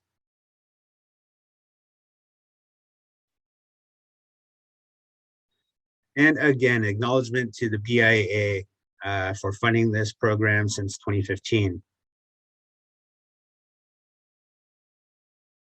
The goals of the Transboundary Watershed and Mining Baseline Water Quality Study is to produce a comprehensive, statistically valid, defensible current baseline water quality data of our major salmon producing transboundary rivers prior to mine development. Again, that's baseline. This will improve our understanding and management of these resources. Additionally, another goal of our project is to establish continued monitoring of these resources.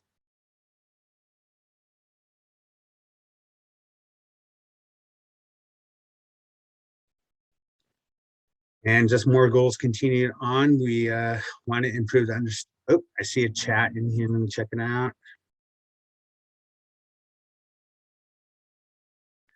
Okay, so I see that Tony mentioned why isn't the UNIC on there as some of the sampling sites.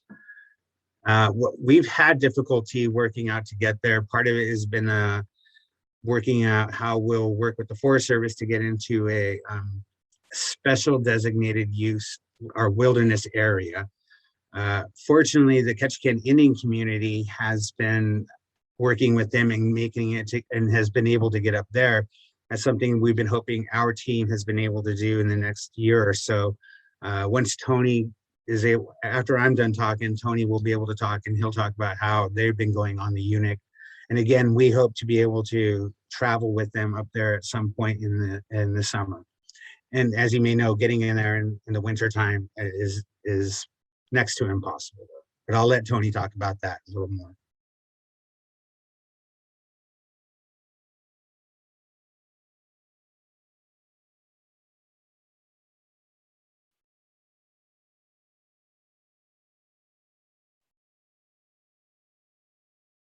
So a little bit of our project objectives. Our objective, again, is to collect monthly water samples. And sometimes those are limited. The monthly sampling can be hindered again by higher water levels in certain areas where we're not able to get to via plane or boat. And we want to be able to share that.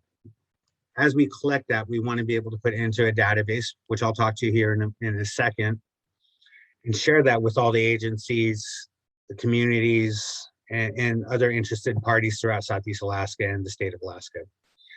We want to use this data to complement our traditional ecological knowledge and other studies, and to aid in proper resource management. Other project goals is to apply for a reservation of water for in-stream use. Reservation of water for in-stream use is a water right that protects specific in-stream water uses, such as fish, spawning, or recreation.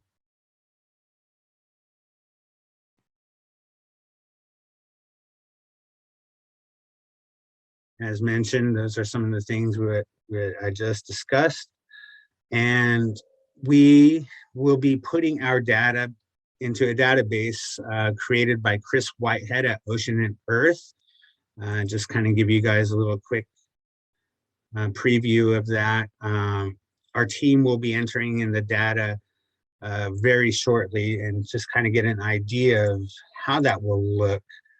The database, again, should be somewhat user-friendly for us, and we will be using this to give to the state of Alaska, United States government, tribes, and other interested parties. But this is kind of an idea of how it will get set up. So we'll be able to, our team will be able to enter in the YSA data and all that good stuff, and making it more user-friendly so we can take what SGS is, where the samples are conducted for the heavy metals, and we'll be able to drag that into the database essentially and make it easier for everyone to see. Just kind of giving you guys a quick look at what that will be like. And we hope to get that going actually right after this conference. I think our team will be able to spend a few, the next week or so getting the database situated. So please be on the lookout for that. We'll be able to give the tribes a heads up once we do that, as well as our partners at the state and the feds as well.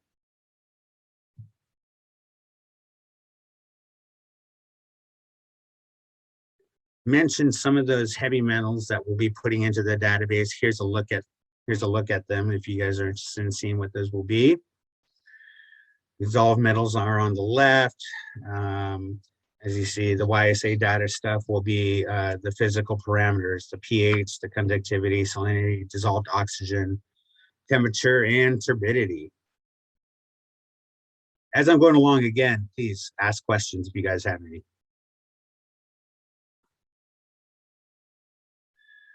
So where and how? Again, we try to sample on 2 sites as we go up each month. And that could be difficult depending on where we're at and how swift currents can be or how high the water levels are. These samples are taken on the surface at 5 feet in depth and at 10 feet in depth. Of course, that's if it's doable. And the physical parameters are acquired with the YSI meter and a turbidity meter. And then the samples are sent off to a lab for further analysis. And that's the heavy metals that essentially you saw right here.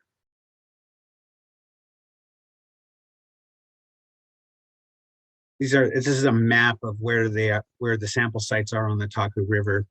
As you see, the one closest to the border, I believe, is about 10 miles out from the border. And the other one for the Stikine. Again, I'd like to thank our partners at Wrangell and the other tribes, as you'll see, for working with us on these. This is the unit. Again, I mentioned that it makes it difficult, but we are hoping again to partner with the USGS, the Forest Service, and the Ketchikan Indian community to get our way up there.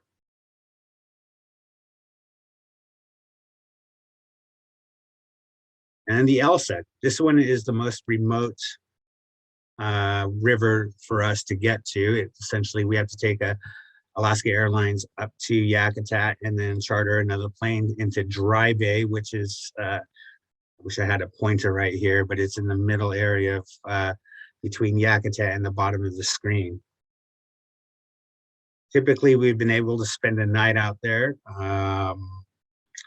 and work with an outfitter that's allowed us to stay at a lodge down there to sample. This coming year, it might look different. We'll see how that works out. I'm hoping again to work with our partners in Yakutat to determine how sampling will be conducted again on the LSEC.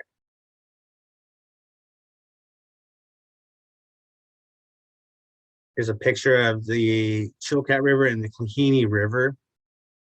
And again, we've been conducting on that from the Wells Bridge off the road system, and another bridge, a tributary from the Klahini as well.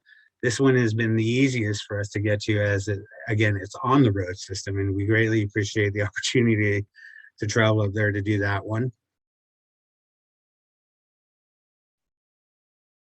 Here's a list of some of our partners, and of course our team at Lincoln and Háw'aa that's been sampling along these rivers as well.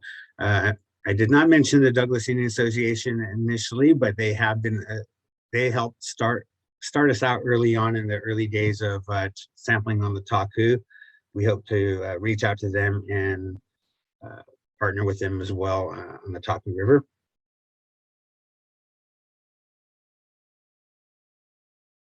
Again, our next steps, data validation, review lab results, ensure accuracy, sharing preliminary data with regulatory agencies, as mentioned, with the state, with the feds and other tribes. We are hoping to expand that scope, geographic scope to the Unique River. I did not mention this before, but we are also going to be talking with the Ketchikan Indian community to start sampling on the Salmon River, which is near Hyder at the very south tip of Southeast Alaska. And we want to use this information to complement traditional ecological knowledge and other related studies. We will be working to revise our QAP to add in sediment sampling, which we have, and the Unique River as well as the Salmon River. Again, this is a list of our team. And before I end, I also want to note that with many of the mines on the transboundary side has been an issue for us. One thing we need to start looking at is the mine development that's going to be happening in Southeast Alaska. And I want to be able to ensure that we reach out to several of the tribes where many of these projects are going to be taking place. We know that there currently are exploration within Lisiansky Inlet near Pelican, Clag Bay. We'd like to reach out to Sitka to see how that would work out, as well as the Hunting Association of Lisiansky. I know the Bocan mine, POW is going to be reopening. And so these are things that I think we need to start focusing on, as well as tribes, is to start our studies within our homelands. With that, I'd just like to say Gunalchéesh, Háw'aa, thank you. And thank you to our team and to our partners as well. Questions, comments?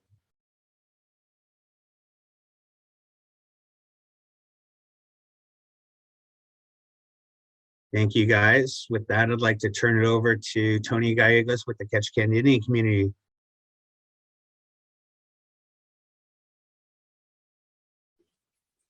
Thanks, Ray. And I'm sorry I missed Jennifer's presentation earlier. I had to be on another call. And I was giving Ray a hard time, how come there's no data on the Unique River? It was one of the first 3 transboundary rivers, but logistics to get there is a nightmare. Those are some of the things we just have to deal with. Coming from the lower 48 6 years ago, I had no idea. You couldn't just drive up to get a water sample and walk a few hundred feet off the road system and be able to sample water pretty much anywhere that I worked in the lower 48. But up here, it's a nightmare. And the Unique River is one that I've been fortunate enough to be at several times. I was just looking at some pictures that we took a couple years ago, where we actually did, we were able to go ahead and the only way we've gotten there so far is basically partnering with different agencies. And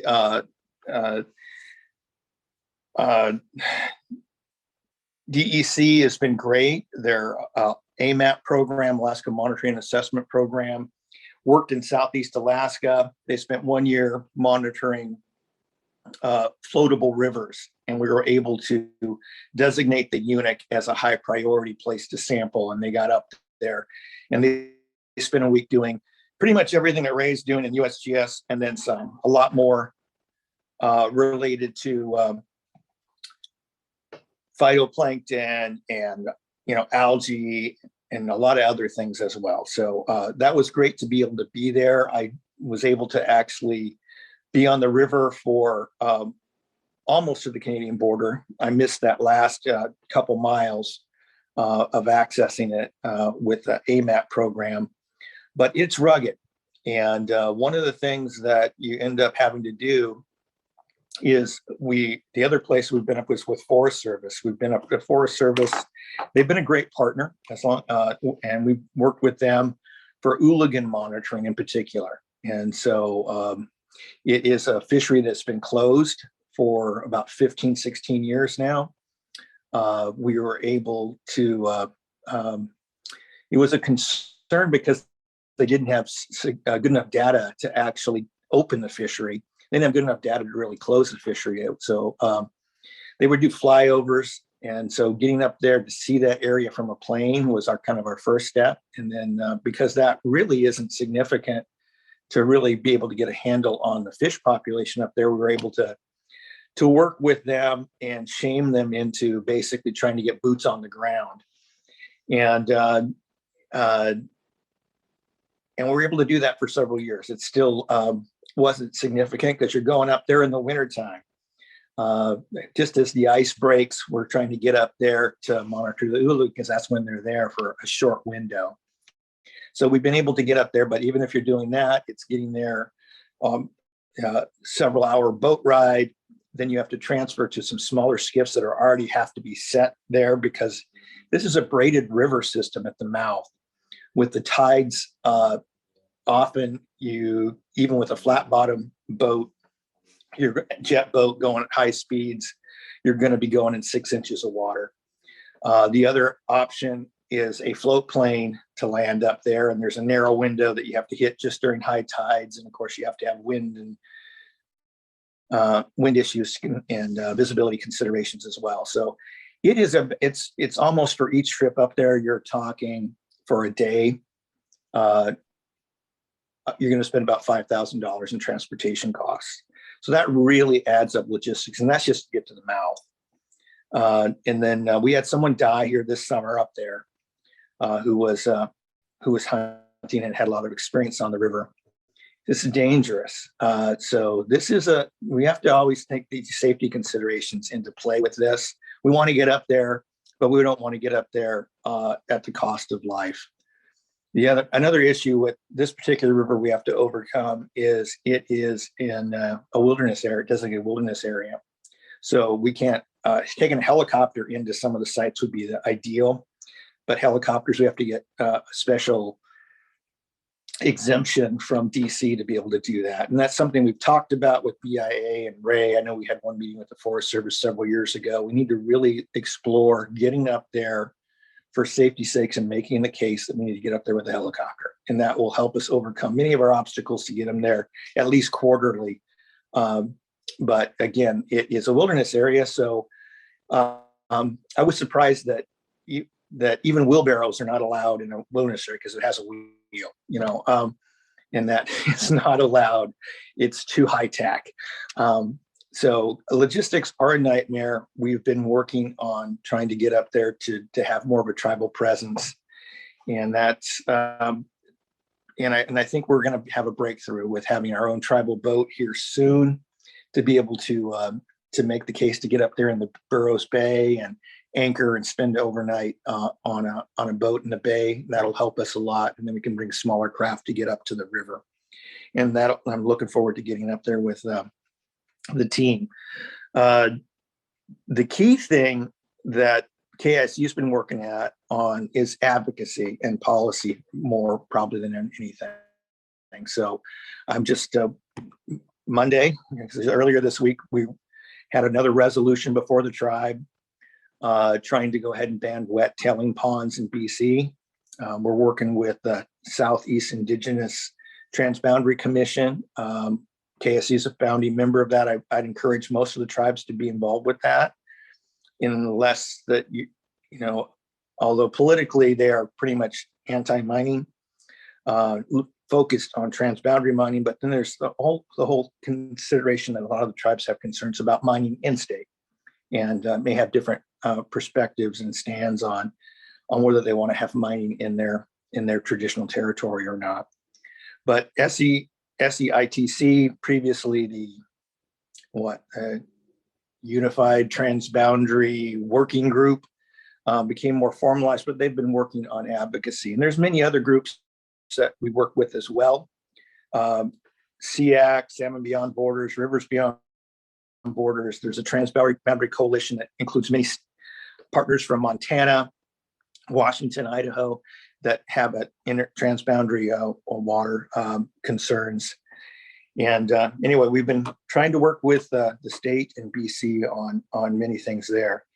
I'm encouraged. We've been working at Chris with Oceans and Earth Environmental Consulting, as we've contracted with him. And it's not official yet, but looks like we have been going to be awarded an A&A ERE grant, Environmental Regulatory Enhancement grant, to get up to the Unic River to do water quality is a component, but also to really work on the Ooligan.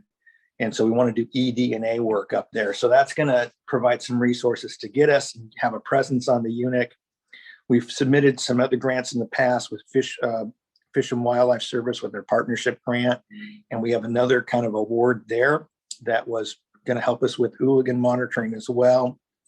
And we just haven't heard back, but we've submitted just recently a BIA water resource planning grant that'll help support our continued partnership with Central Council and USGS to get on site more, and just to help with logistics and training of my new staff, and just being able to have a presence. So I had the benefit of actually going up the Taku River.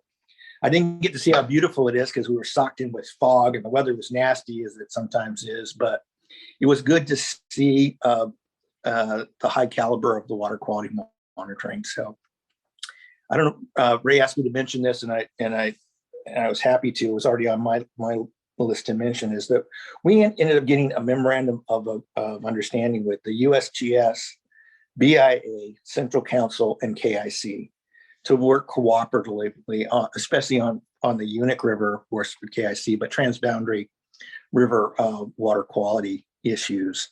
And that was good just to have that memorandum in place. We had a meeting, and I remember it was after the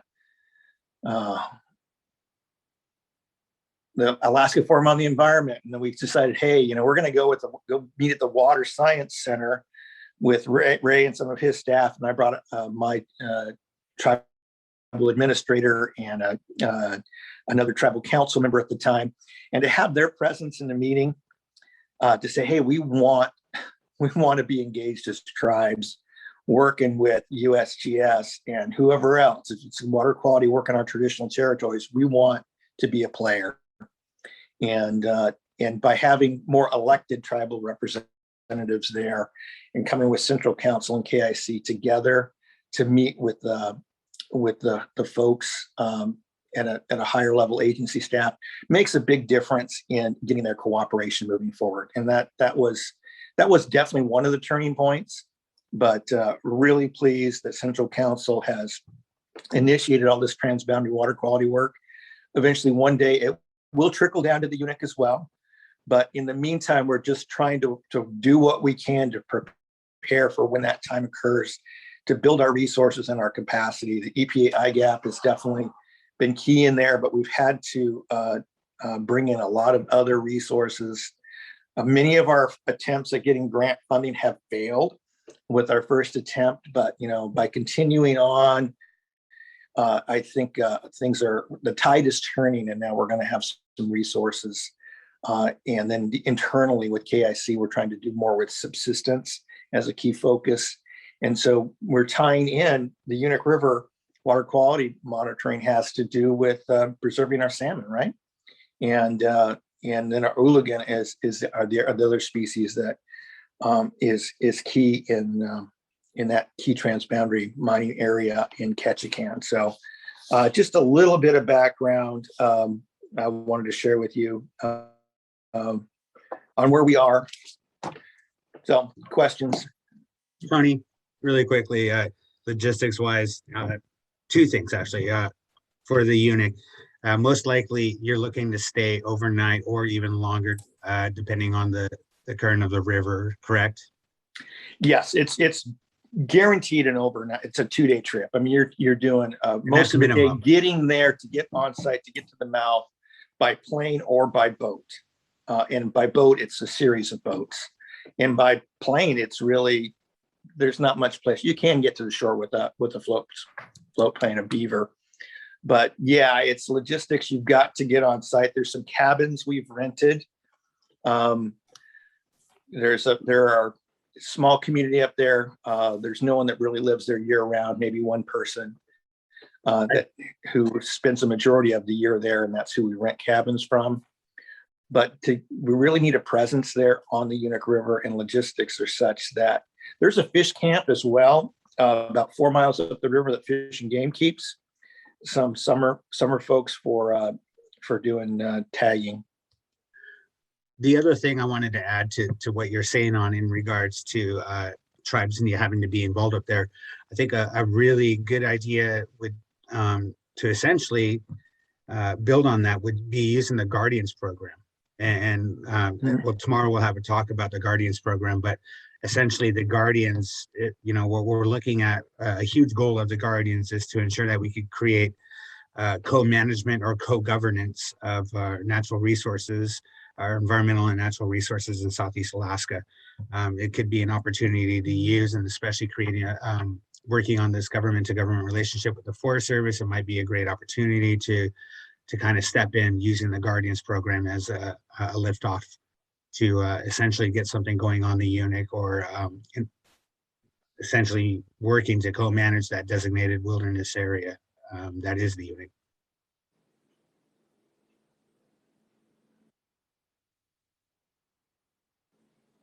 Yeah, I'm looking forward to seeing how that fits. And again, we're toppling together other things, and a lot of the key focus where we found more traction is focusing on the Ooligan as a species of concern, and not having enough data, and getting the Federal Subsistence Board and our Regional Advisory Council on board, really pushing the agencies that are managing the resources, that they don't have enough data to make decisions. And so we need more data. And that's, and again, almost shaming them at times, and then saying, hey, how can we rectify this? But they need to acknowledge the fact that there's not enough data to make management decisions in so many cases here in Alaska. Correct. Hey, we're getting close on time, and if we do have any questions, I'll ask that we have them after, for Tony, I'll ask that we have them after Jen Hamblin's presentation. With that, Jen, can you take it away? Sure. Thank you so much for including me in this presentation. you've already said a lot of the same things I was going to say. So really the theme that I want to talk about the most is the tribal partnerships that are part of the transboundary project of the USGS. And Kenneth has agreed to help me overcome my Zoom issues. Federal agencies don't have Zoom. So he's going to put the slides up for me, and there's just a few of them. But we have quite a great team on this project, and some of us are located in Juneau, some of us in Anchorage, and others are in Tacoma. And we also have scientists from throughout the country who we consult with to help us do our best effort on this water quality monitoring project of these transboundary rivers. And Jen, I am so sorry. I am not having any luck whatsoever. Okay, well, you want me to try? Please. All right.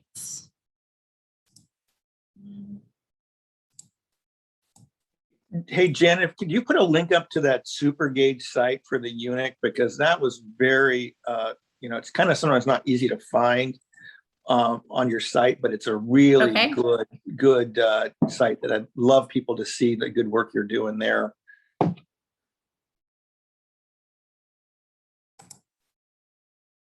Sure thing. There's actually a slide that shows you where you can find that as well. Let's see if I can get the right screen to pop up here. Any luck?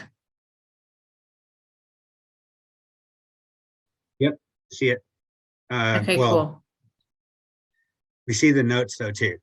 Oh boy, here we go again, right?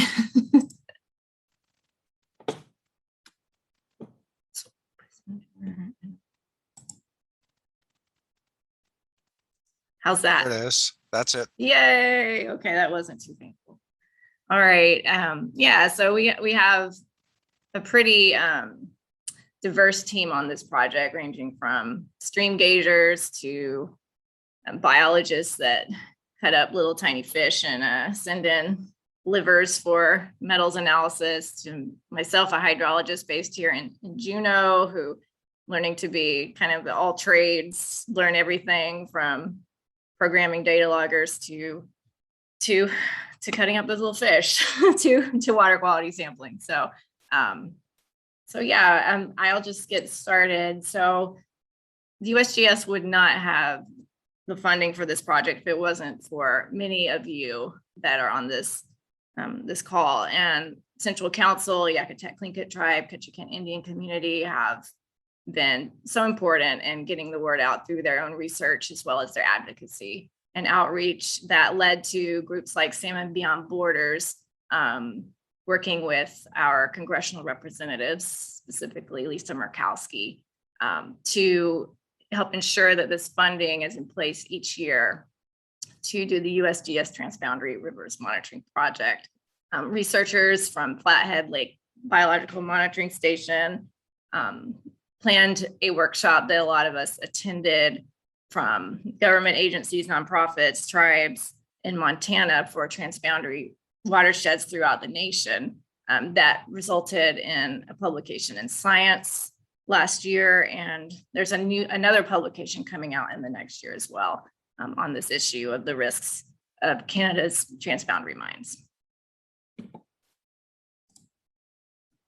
So this region is obviously very important for mining activity, especially on the Canadian side.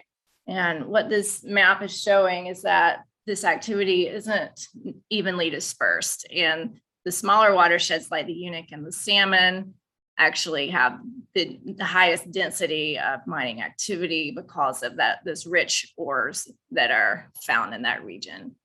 Sometimes the background water quality upstream of mines or prior to mine development is what would normally be considered contaminated or detrimental to water quality, just because of that high ore percentage in those rocks that causes pHs as low as 3, which is very acidic in the headwaters of some of these drainages. However, we know that what happens in a natural setting versus a potential mining catastrophe, like Ray was talking about at Mount Polly, are two very different things. And so the USGS is doing this baseline or current conditions assessment to see what are conditions now on the US side of the border and what may happen if there is some catastrophe in the future. Can we tell the difference between water quality now and later? We need to be able to prove if there is a difference by taking a lot of samples now. And this kind of was already covered, but Red Chris is one of those large transboundary mines, and it's in the Stikine watershed, and it did not get up and running until 2015, but it's already massive in scale. And in 2020, their metals production was 87 million pounds of copper and 74,000 ounces of gold. And they have something around 700 trucks that work daily on this mine, just to give you an idea of the scale. And it's located like high up in the watershed, so it's also a really hard place for our partners and agencies and First Nations to sample upstream of this mine, because it is basically on a watershed divide. So in 2018, Congress started appropriating funding for the USGS to work not only in Alaska, but in Montana, Washington, and Idaho on these transboundary watersheds. And they directed us to partner with local tribes and other federal agencies as necessary to develop a water quality strategy for the transboundary rivers impacted by mining activities. So there were 3 major priorities of the USGS study, and one of those is collaboration and partnership with tribes.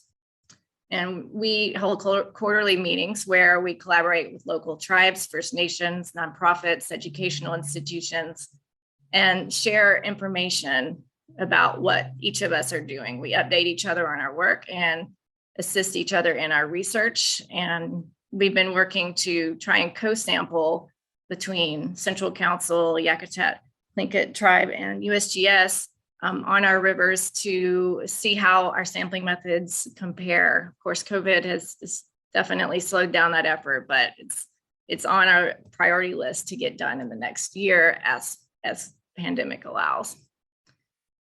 And we also host water quality trainings. The last one was in 2019, and the pandemic also slowed that course down. But we're going to hold a free virtual water quality training this fall. Dates are hopefully coming soon. It will have facilitators from throughout the nation from the USGS on water quality and database management. And so it's a great capacity building opportunity for any tribe within Alaska, and also First Nations that are in our region. So please be in touch with me. My contact info is at the end if you're interested. And as Tony mentioned, we are also getting involved in sometimes co-writing grants, sometimes supporting grants through letters of support that show that we will analyze samples that are collected by Ketchikan Indian community, such as during their hooligan sampling program on the Unit. And so if anyone's interested in working with us, we would love to help you build your program and work together to sample these watersheds. Another one of the priorities is the geologic assessment, which is a team that's based out of Anchorage. And some interesting findings from their work are that in these glaciated regions where glaciers have receded in the last few decades, there's often minerals present that have a high acid draining capacity. And so what that means, acid generating capacity. And what that means is that as these rocks get exposed, they're going to get weathered faster. And given that they have a high acidity, they could potentially negatively impact ecosystems in these watersheds. So that's something that will need to be studied in further depth, and more information will be coming out in a report next year on their work throughout the region of the transboundary watersheds. And then the remaining priority, water quality, of course. And as you all know, it's very challenging to reach these sites. As Tony was describing, we have a helicopter on the Unit on a gravel bar right there in the snow. That's our USGS gauging station on the Unit. And these rivers are very challenging, especially with the wilderness designation, to be able to access safely. And we are definitely available and will continue to work with anyone who wants to try and get to the Unit. And the pandemic also kept us from being able to fly together this year with our tribal partners to the site, but hopefully things will improve. So with our project, we do our best to visit the USGS gauging stations on each of the 5 watersheds 8 times per year, weather permitting, pandemic, other factors permitting. And then we also get to border sites just on the US side of the Canadian international border on the Stikine Unit and Taku once a year. And we do continuous water quality monitoring, which I'll talk about next, as well as our discrete water quality samplings for similar parameters that Ray mentioned. And in addition to that, we do some solid sampling, which includes looking for metals and sediments, moss, and resident fish like sculpin. So this continuous monitoring effort, this is, for me at least, it's one of the more engaging and kind of best ways to get to know these watersheds. And as Tony was mentioning, there's this super gauge site at each of these 5 rivers. And what these do, not only do we get information on gauge height and discharge, we also have these water quality signs and that take 15-minute data on a variety of parameters. We do water temperature, dissolved oxygen, specific conductance, pH, turbidity, and then this parameter called FDOM, which is associated with dissolved organic matter. And so you can go online, and as long as everything's working well, then you can see live data on what's happening on that river. And I've been able to see different interesting occurrences in our watersheds, like within hours, if I'm checking it often, on what's happening. And one way that can help us is as we go deeper in this project and put these automated samplers out there, we can program them to grab a sample when we can't get out to the site, because we can never get out to the site within a few hours. It takes days, if not weeks, to get everything together. But if we want to catch a certain sample that's either high in sediment or any of the other parameters, then having this station up is a good way to do that, as well as just to get to know these rivers. I try and check these gauges every day. And that way throughout the year, I get to know these places and their water quality and how they change seasonally and daily. Another cool way that these water quality signs have showed us that they can detect upstream disturbances in watersheds is what happened at the Taku on Christmas Eve of last year. There was a pretty massive landslide, and it went unnoticed for a while. Given its remote location. This was upstream of the Tulsa by a few miles. And in this graph, you can see the turbidity, which is a measure of how cloudy the water is. It was very low, as we'd expect in winter, with low flow and not much going on. And then there was this interesting little peak, and it went up to 120, mostly near 80, not that high when you compare that to like summer flood events. But for that time of year, that was abnormal. And there wasn't an associated increase in flow, like from a rain event or anything else. And so that's a pretty good indicator that some sort of land disturbance, such as a landslide, had occurred upstream in the watershed and actually entered the channel of the river. And what happened in this instance was the landslide came down on the Taku. It backed up the river for a while. And then the water overcame this earthen dam that the landslide had formed and sent this big pulse of sediment downstream, which reached our gauge about 20 miles downstream a day later, half a day later. So in 2022, some of our goals are to continue with our partnership building with tribes and other partners, and to get out and be able to co-sample on these rivers with Central Council and Yakutat Tlingit tribe, and also to continue to build our relationships to develop capacity in field and lab methods with our tribal partners. We have applied for a climate grant with the Yakutat Tlingit tribe and Chris Whitehead to look at how Yakutat can start to take weightable discharge measurements on many of their rivers as a way to increase capacity. And then Yakutat Tlingit tribe would present that information at one of the CTOR workshops to share with tribes throughout the region. So fingers crossed, we haven't heard yet if we've got that one. And then we are also and hopefully going to be able to assist KIC and partner with them on a few of their projects that Tony mentioned. And then of course, we're going to continue with doing our own field work. And we're going to start producing a 2-pager describing USGS, the USGS project and updates to that, so that things like where to find the data are available in a short little 2-page document to share with your partners, your communities. And I've been working on a retrospective report, which is basically to summarize data that USGS, tribes, and anyone else have completed in these 5 watersheds on environmental, cultural, and hydrologic characteristics of the Alsek, the Taku, Stickeen, Unic, and Salmon rivers.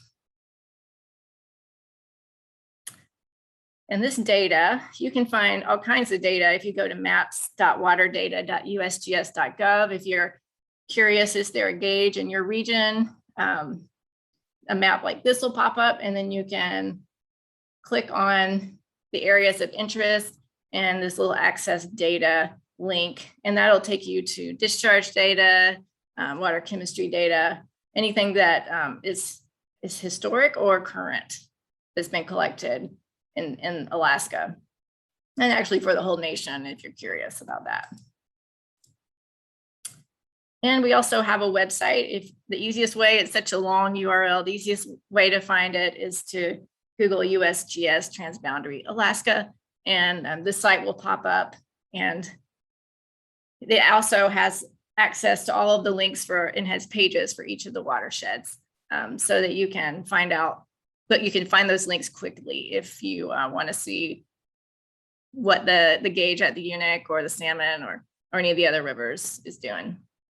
And feel free to get in touch with me, Patrick, or Jeff. Jeff is, he's in Alaska, in Anchorage, and he is the Associate Director for Water, Ice, and Landscape Dynamics at the USGS Alaska Science Center.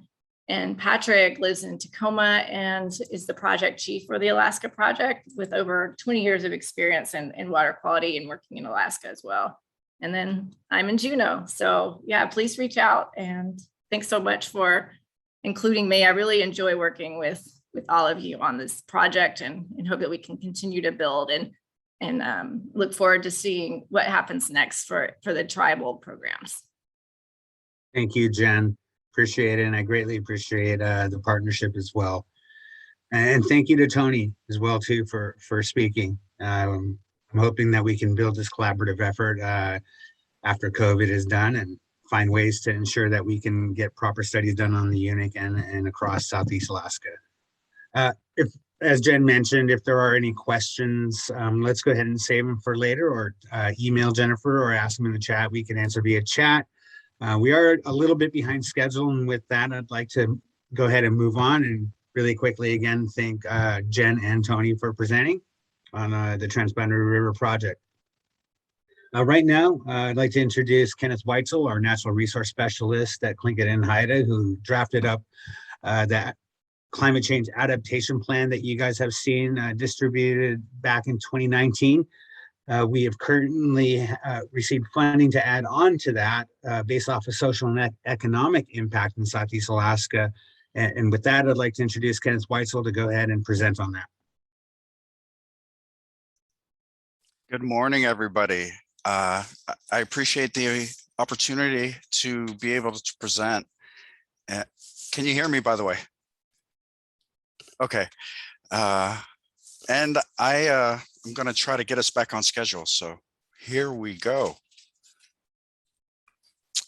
First, I'd like to thank all of the people you see on the screen, the Bureau of BIA, Sea Grant, Leo Network, our people, and specifically Sitka Tribe. I mean, what would we be talking about today if it wasn't for CTOR? Here's the presentation outline. It's going to be really fast. It's a brief history of how we got to today at Tlingit and Haida. A really quick overview of the socio-economic impact assessment of climate change, and what's been learned, or what I have learned, and where we're going next. Oh, and by the way, that's Cassandra, if anyone's interested in Greek mythology. I think she was going crazy, not because people didn't pay attention, but just because she knew. It was just the knowledge. Okay, so a brief history. In 2015, Tlingit and Haida held that climate change adaptation workshop in Tulalip, trying to figure out what do we need? Why don't we have data? What is the data? And where do we go for the data? And we ended up going to Washington because that was closer to our ecosystem than the rest of our own state. And that ended up working out. In 2016, 16 federally recognized tribes concurrently approved a resolution to create an adaptation plan and a template. And that's where the power comes from. It comes from people joining together. That's our power. Also in 2016, a BIA grant proposal was requested and awarded for the creation of the position that I filled in 2017. And then the work began on the climate change adaptation plan. In 2018, I was finished with my first draft of the climate change adaptation plan. And in 2019, May, the adaptation plan was approved by the Tlingit and Haida Executive Council, and the template was released out into the wild. And the template has been flexible enough that it's gained international interest as far away as the UK and Denmark, and a whole bunch of cities in British Columbia. I mean, there's just I wrote it out for whatever this ecosystem is. It applies wherever this ecosystem is. It's pretty cool. Also, okay, in 2020, oh, I'm sorry. Let me back up a little bit. In May 2019, the BIA grant proposal is requested for the creation of the social economic impact assessment of climate change. And then in 2020, we all know what happened with COVID. We were, BIA was gracious enough to allow us a project extension. I was busy doing COVID CARES Act data entry like a maniac. And then I was the situational awareness officer on the Tribal Emergency Operations Center. So I got pulled away a little bit during the 20 year. And then in this year, I was able to get back on it and I completed the first draft. And this is the cover page of the first draft. And we'll get right into it. I'm going to start from the end of the assessment and bookend at the beginning. So here are some of the items that are covered in the assessment, and there's quite a bit. And what I'm going to be talking about is section H, community priorities, and then food security, and then ending with the beginning, which is the executive summary. So section H is a very good matrix. Well, actually it's matrices. There's two of them that Vice President Will Micklin had developed that we're recommending communities in Southeast take a look at all of their vulnerabilities and all of the potential adaptation and mitigation strategies that they might want to become aware of now so they can take action in the future.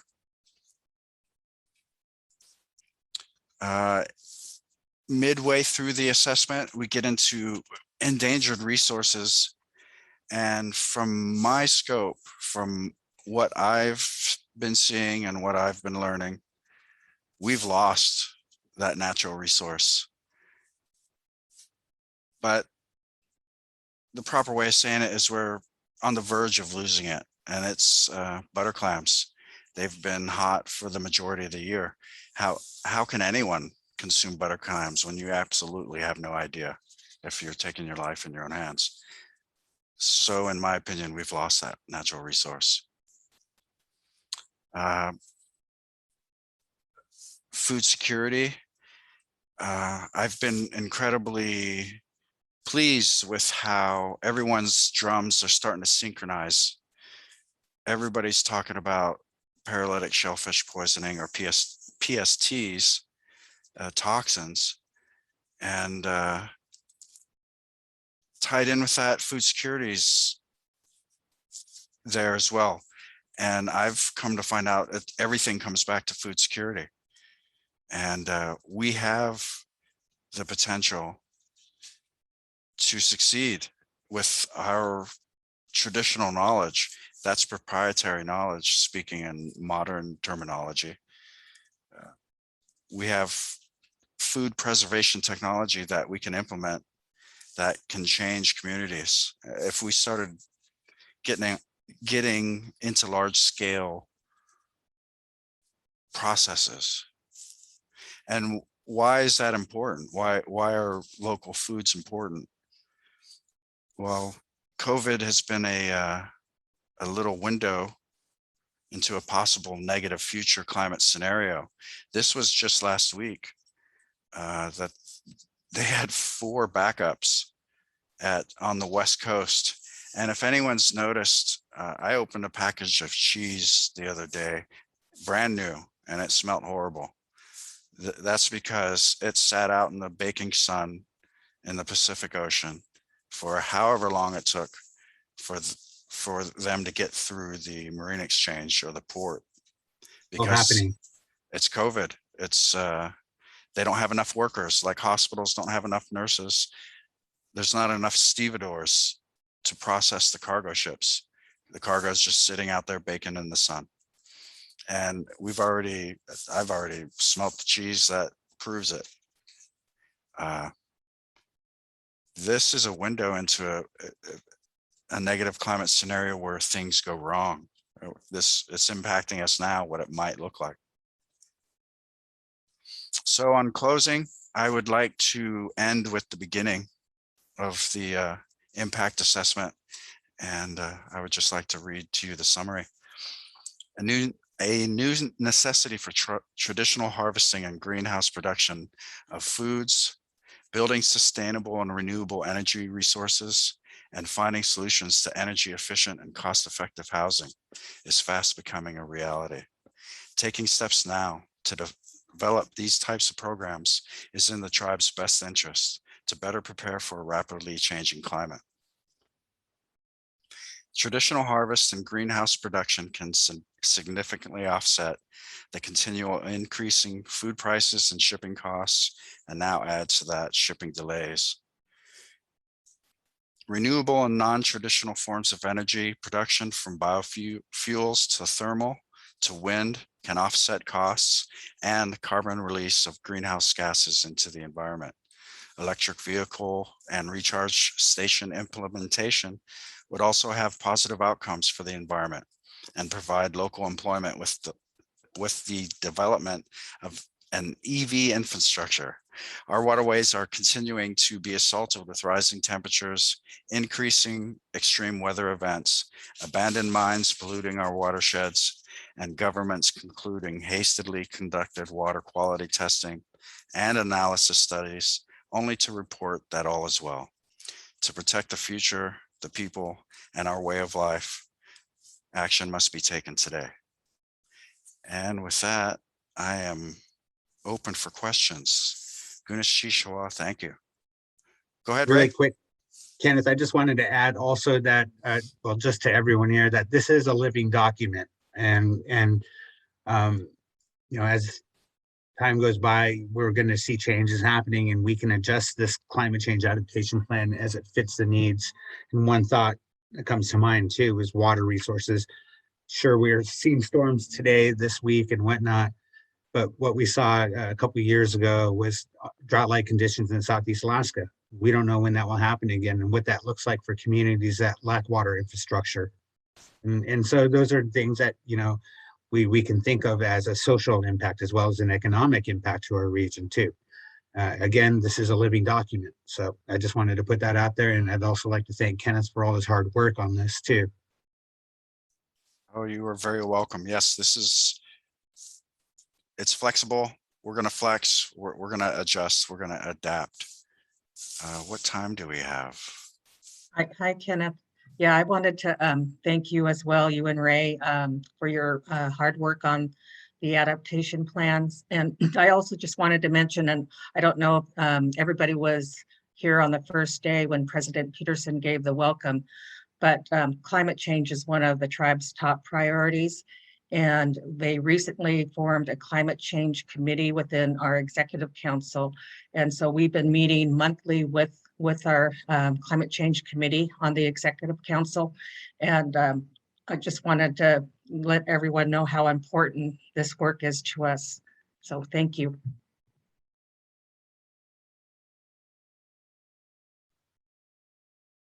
Thank you, Desiree.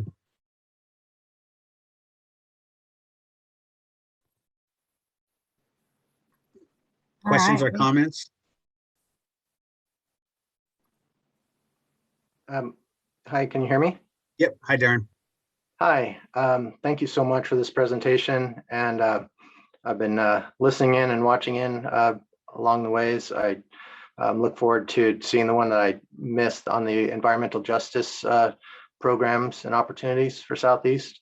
I did want to share specifically on this topic here. I guess I was going to ask a question and then also share something, but I was wondering in that executive summary, I didn't hear anything about intentionally increasing our storage capacity for communities as a way of being more resilient to disruptions in the food supply chain. Is that incorporated yet, or something that maybe could be an area to be focused on? It is now, sir. Thank you. Yay. Yeah. All right, cool. Nice, Great. Dave. Absolutely. I'm going to switch over my Zoom to my laptop computer so I can share out in the chat. But some of you are aware that over the last, I guess I could say decade by now, I've been working on the issue of emergency food preparedness for communities. And I'm happy to say that a lot of the work that we did in that area and thinking that we did in that area is not only preparing us for an acute emergency, but also this kind of, train coming down the tracks thing with the climate changes, coming faster and faster. And it's its own type of emergency, as we all are aware.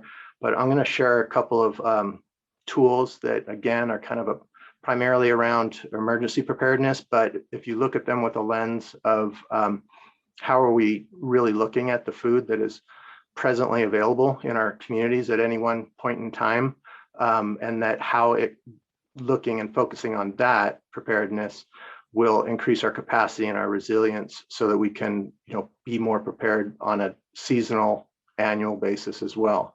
And I look forward to working with everyone on this, and please let me know if you have questions, input, teaming up you'd like to do and all that. So I'll get those in the chat within the next few minutes here.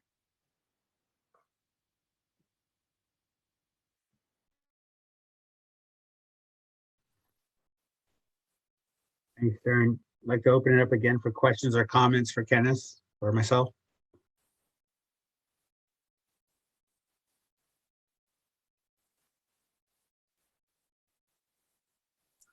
I told you I did good. I got us back on schedule.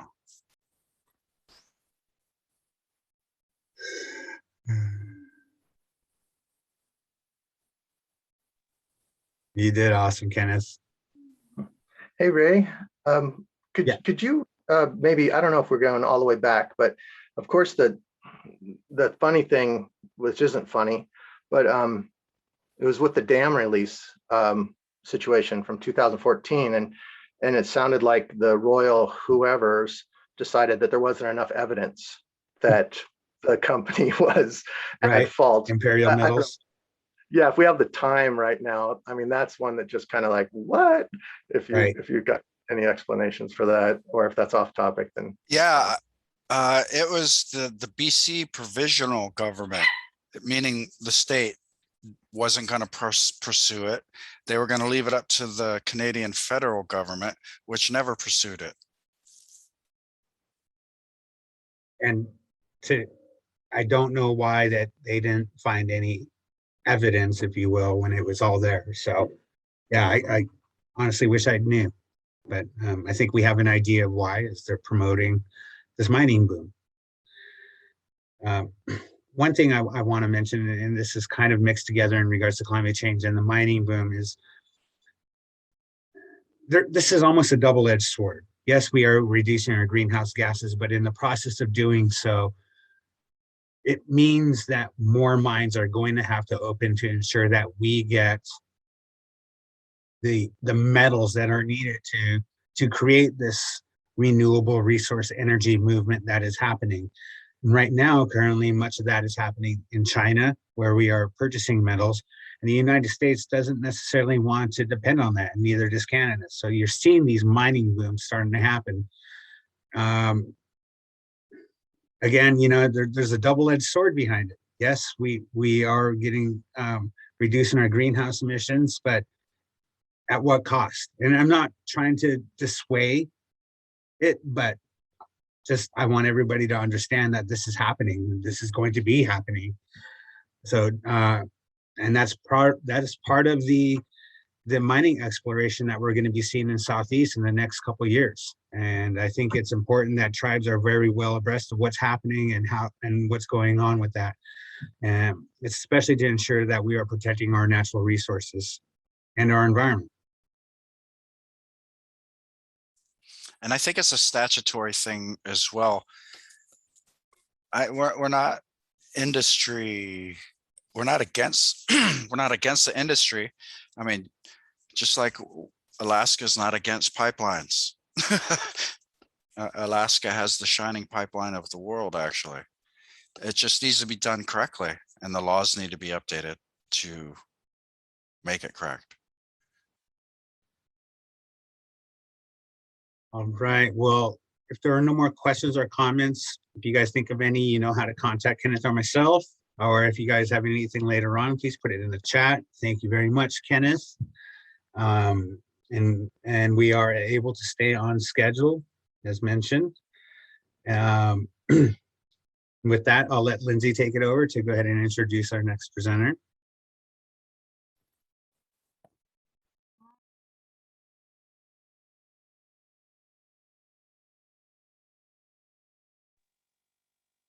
I'm so sorry. Can you hear me now? Yep. Okay. Thank you. A couple things that came to mind is, did Morgan, is she, are you from Cluckwan area? Did you say that you're up in that region? Okay, I'm seeing you nod your head, Ray. Yeah. Yes. A couple things came to mind. I just want to make, you know, in sharing resources and making sure awareness is out there. There's a project underway that is funded by the State Ag Project called the Chilkat Valley Orchard Project. And I just want to make sure that folks in Cluckwan are well aware of that.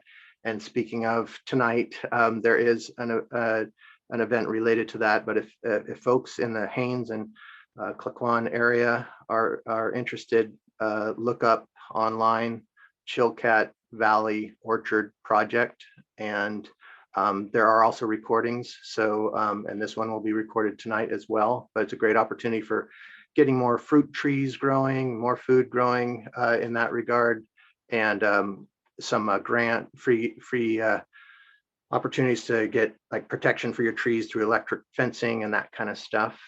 And then second, as a, you know, the transboundary topic picks up here, I wanted to, oh, thank you, Jennifer. I see that link. I wanted to also acknowledge that over the years, I've been made aware of circumstances where folks both in the, you know, the Cluckwan Haines area and then further north in Alaska have serious transboundary issues in the traditional trade. And I don't know how COVID has affected that. I assume it's just gotten worse. But I've heard that, you know, things of, you know, confiscation of food products by border folks. And I don't know if this is the right venue or who is addressing, if anybody's addressing this issue, but I just wanted to know that, you know, that it's, I recognize that it's big, it's important. And I just hope that there's progress. And if there's ever a way that I can help with the progress in making that move forward in a healthy way, I just wanted to see if anybody had any input or if this is the right venue for talking about those issues. I mean, I can tell you what little I know is just that, yeah, it did slow. We were reaching out right before COVID and then it put a pause to it. And then now there's renewed contact and discussions about finding ways to, use the treaties to allow us to cross back and forth across the border and to trade and subsistence and things like that. I think our council member, David Strong Jr. is the main person in contact with tribes up in Canada. Another environmental specialist that works for us, Dan Hotch, was originally doing that, but he ended up working on a different project. So I don't actually know if he's working on any of that now. I just know David Strong Jr. is. So as far as where they're at with it, I couldn't tell you.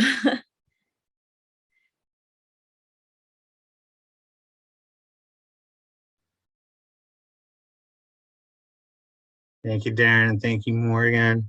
And again, thank you, Jennifer, for your presentation and being a part of the Southeast Environmental Conference. Greatly appreciate you. We can move next on the agenda. We're scheduled to end at 1. We're going to open it up for wrap up and open discussions. But before we go into that wrap up part of it, I wanted to invite Chris Whitehead to chat a little bit about the Southeast Tribal Environmental Consortia that some of us have been working on, some of the tribes have been working on to develop. This is a piece, again, built off CTOR to essentially create credible science for tribes and create that data, that science for us to have as in our back pocket. With that, Chris, go ahead. Yeah, thanks, Ray. Thanks, everyone. It's good to see most of you, even though it's mostly just little black boxes with everyone's names, but I do miss all hanging out. So I can see Kenneth, though. That's all that really matters. And his dog. Marco, that's what I was waiting for. Awesome. Yeah, no, I want to just take a couple of minutes. Most of you are part of the CEDAR program and consortia and all the work that we're doing in Southeast. But as you know, we are in the process of standing up that consortia as its own entity. So right now it's kind of funneled through STA. And so we're successful in getting some EPA IGAP funds to work on setting up CEDAR as a consortia similar to other consortias in both the region and up in the northern part of Alaska. So one of the first steps, though, or one of the main steps in order for us to do this is to set it up as a 501c3. So I'm in the process of doing that now, working with a consultant, gathering all that together and putting the bylaws together and all that. But I wanted to see, I know Carrie had brought this up a while back in a couple different calls on the Southeast chats, but I wanted to see if anybody's interested in sitting on the board. We do need a couple board members, at least in the initial, if we had 2 or 3 would be great. And then once we kind of get everything set up, we can kind of revamp things and get more people that are interested if they don't want to speak out now. But maybe if you're interested, you could just throw your name in the chat and I can reach out to you. But I'm putting together some of the paperwork for the consultant to start building this out. And so we just need some of the board members kind of represented on there. So Jeremy, I got you. Anybody else? Otherwise, I can definitely pick people if you want me to call you out. But Carol, awesome. Okay, Jeremy and Carol. Anybody else? And for those who are need time to think about it, and I know a lot of us are busy, and this is going to be an exciting prospect for Southeast tribes on the science level. Again, for those who are needing some time, Chris, what kind of timeline do we have to get answers for those who may not be able to answer today, but want to still probably be involved? Anytime, really. This is kind of just an initial kind of paperwork trail that we're doing to get get the ball rolling on the process. So Miranda, I see you also. So anybody that's interested can participate and be on the board. But in order to move this through the like 501c3 process to gain our EIN and DUNS number and all those things, we just need some of these things in place. So, so yeah, you have time. If you're interested, you can always just shoot me an email. We could chat about it. Or if you want to participate in another way and not directly on the board, again, once everything is set up, then we'll do a kind of a more formalized way to do it. And oh, Tony, I see you too. So I think I definitely have enough to move the next needle down the road kind of thing. On Lindsay, okay, awesome, sweet. And so the time frame to get this stood up would be, at least according to the consultant, they can have everything done if I can get this paperwork back to them. What I will need from everyone that's interested in sitting on the board is basically a resume and your address. That's part of the stuff that they need. So if you guys who are interested, if you can just email me your resume, and if it had your address on it, that's perfect. I can pull stuff out of that.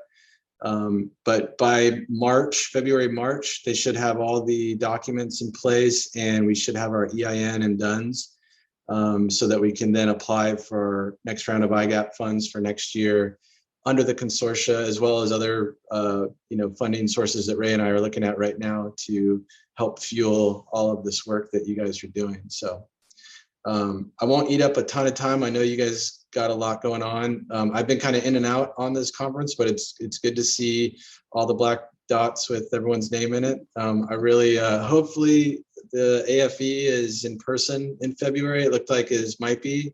It's kind of going back and forth, but Ray, have you heard anything else on that? I heard they're going to wait till October to decide.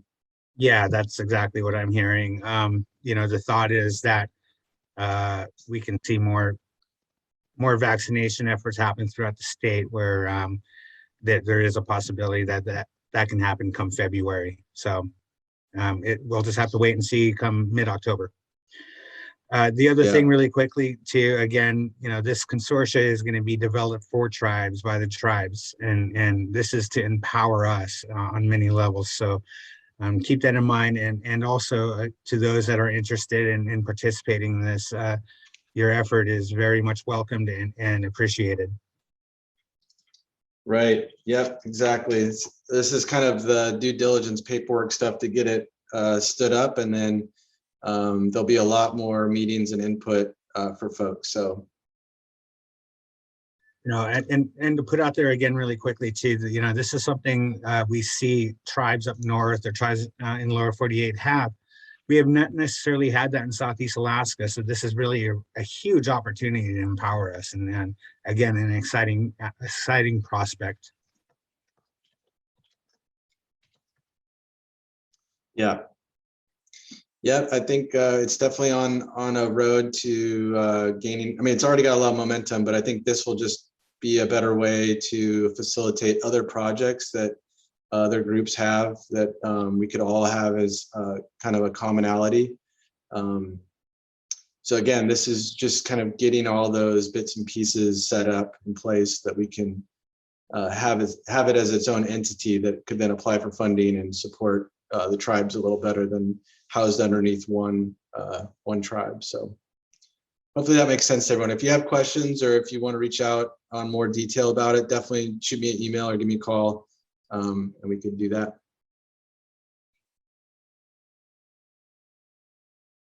Thank you, Chris. All right, that's all I. All right, see you soon. Talk to you soon. So yeah, an exciting prospect.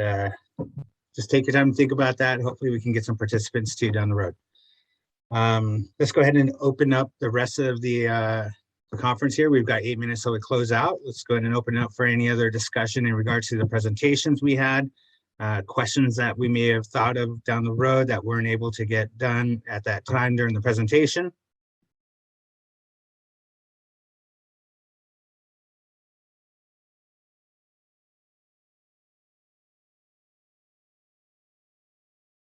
Any closing comments from anyone?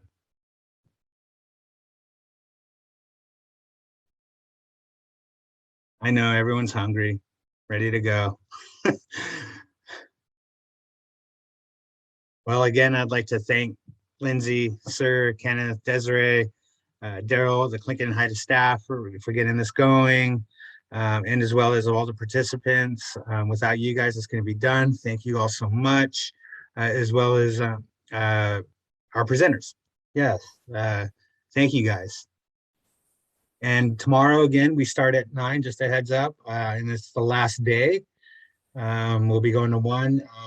I want to put out there too, at 12 o'clock, our talk, the Regional Tribal Operations Committee is going to be presenting, and it's, again, an opportunity to essentially hear a bit more about the gap allocation and what that may mean for tribes in Alaska. So if you've not already heard, I highly recommend that you listen to what has to be said and take that in consideration to bring back to your tribal leaders.